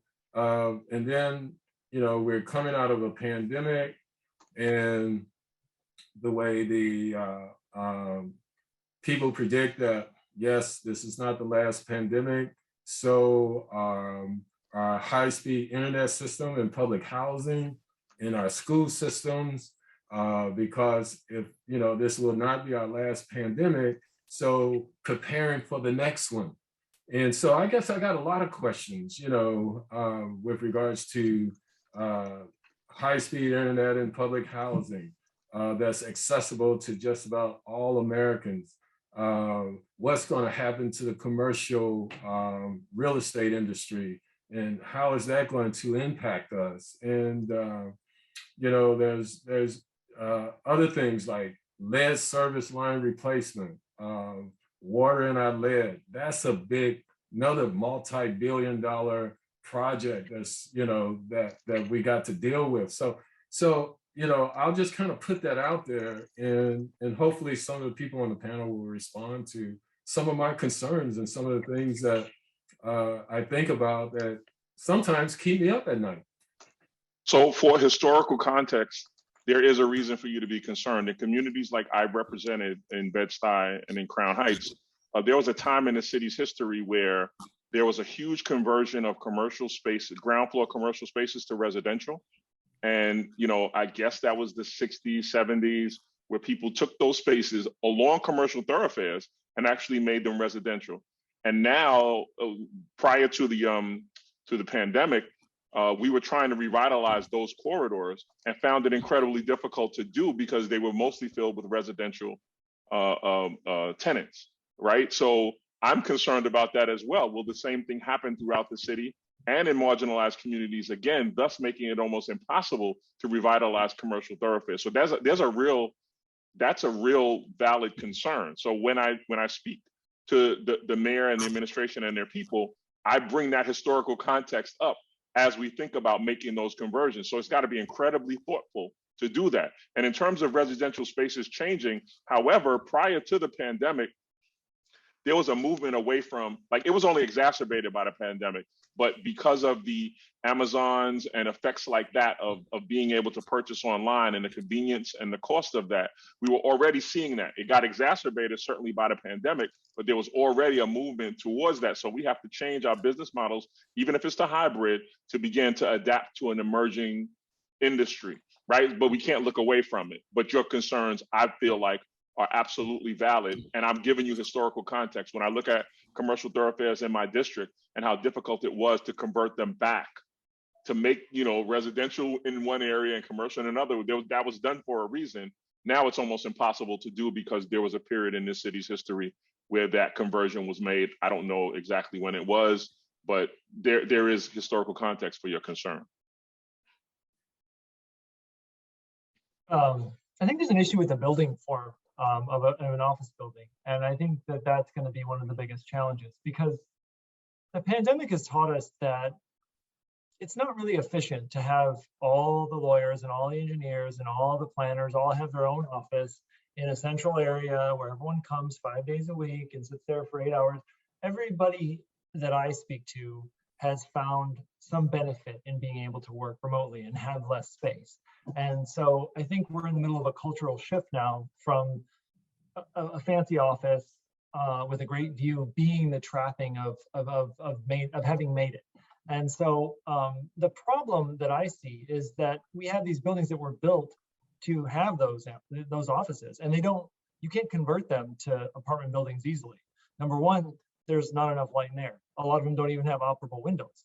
And many of them are in areas that there are no parks. Some of our best central business districts, there's very limited green space because there doesn't need to be. They weren't built with that in mind. And so I think it's a challenge. The city is constantly challenged with changes in the economy. I mean, 100 years ago, it was the longshoremen's along the wharfs. That's not the issue. I'm sure if someone had a panel back then, they would say, what's going to happen when the wharfs are all closed? I feel like New Yorkers are resilient. The city planners are creative. The engineers and architects who determine what to do with the building code and existing buildings, I think they'll figure out how to use these buildings more efficiently. And it might mean moving away from our classic residential areas, commercial areas, manufacturing areas. They're all separate. That Euclidean zoning from 1918, it was outmoded before the pandemic. We just see all the effects of it being outmoded today. And so is there a commercial real estate bubble? I mean, I don't think there are enough. There are too many offices at this point for the amount of people that want to go into the office every day. So absolutely. But what will happen with it is not just that they're not useless assets. The city and the state have to work together to figure out how to make them a more modern work-life situation. And it's on the neighborhood level, it's on the building level. And I think it's an opportunity. And most of our clients who own commercial real estate know that something is going to change, but it's not that these assets are useless. They just are going to be used in a new way. But Yeah, again, historical context tells me that we went from, I'm sorry. Raphael, please go. I think I think that this question of converting commercial buildings, office buildings, is primarily what people have been talking about. Into residential is one that, again, New York City. There's very few things in New York City that are new. Post 9/11, there were commercial buildings in Lower Manhattan that were converted to residential. There are lessons that can be learned from that. There was a comment made about building type. 100%. There's only certain kinds of office buildings that actually lend themselves to conversion. The conversion takes a long time. And frankly, there's certain places where we shouldn't be allowing commercial conversions. And there are certain types of structures where we shouldn't be allowing commercial conversions. And frankly, corridors like were mentioned earlier is one of those. Mixed use residential over commercial corridors are a huge part of what makes New York neighborhoods, and it's hard for me to imagine mass conversion of ground floor commercial into residential. So I think my experience would tell me that there will be commercial conversions in office districts in Manhattan. Mostly it will be older office buildings that already have things like operable windows that was mentioned earlier. The newer office buildings, that don't have those kinds of features are going to be harder to convert and more expensive to convert. And we're going to need city and state policymakers to work together to figure out how to do it through tax incentives and other incentives to allow that conversion to happen. Well, we are almost out of time, and so I think that's a very good note to end on. And as I was just going to say, not to be a prototypical New York politico, but as always, I just think of Robert Moses, and if he was able to do everything that he did and have its lasting effects, lasting negative effects in addition to its lasting positive effects, and if we're able to have conversations today about how to dismantle the ills of his urban planning, that we can certainly, New Yorkers can certainly figure out how to approach this subject of converting commercial properties into housing and how to utilize the space around them to make them more friendly to residential use. So like I said, don't mean to be that New York politico, but isn't a conversation about infrastructure and housing without Robert Moses being mentioned once. So I happy to do that for us. So with our last 2 minutes, any closing thought from anyone on any topic that we have or haven't talked about, 30 seconds for each person. If you have anything else you want to add or just conclude, feel free. Michael, you've been unmuted this entire time. So if you want to, any last thoughts you want to throw out there, go ahead. We can only do this by working together. It's going to take all of us working together as a team, coming to the table with new ideas and ways of doing things, and it's going to take all of us to figure out all this stuff, and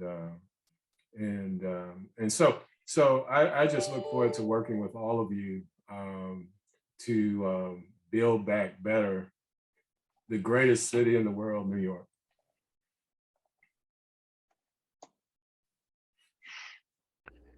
I like Michael's attitude about it, because if you think about what has to happen to our apartments, we have to completely think about re-engineering and redeveloping an existing building. And there's opportunity and challenges inside of that. And,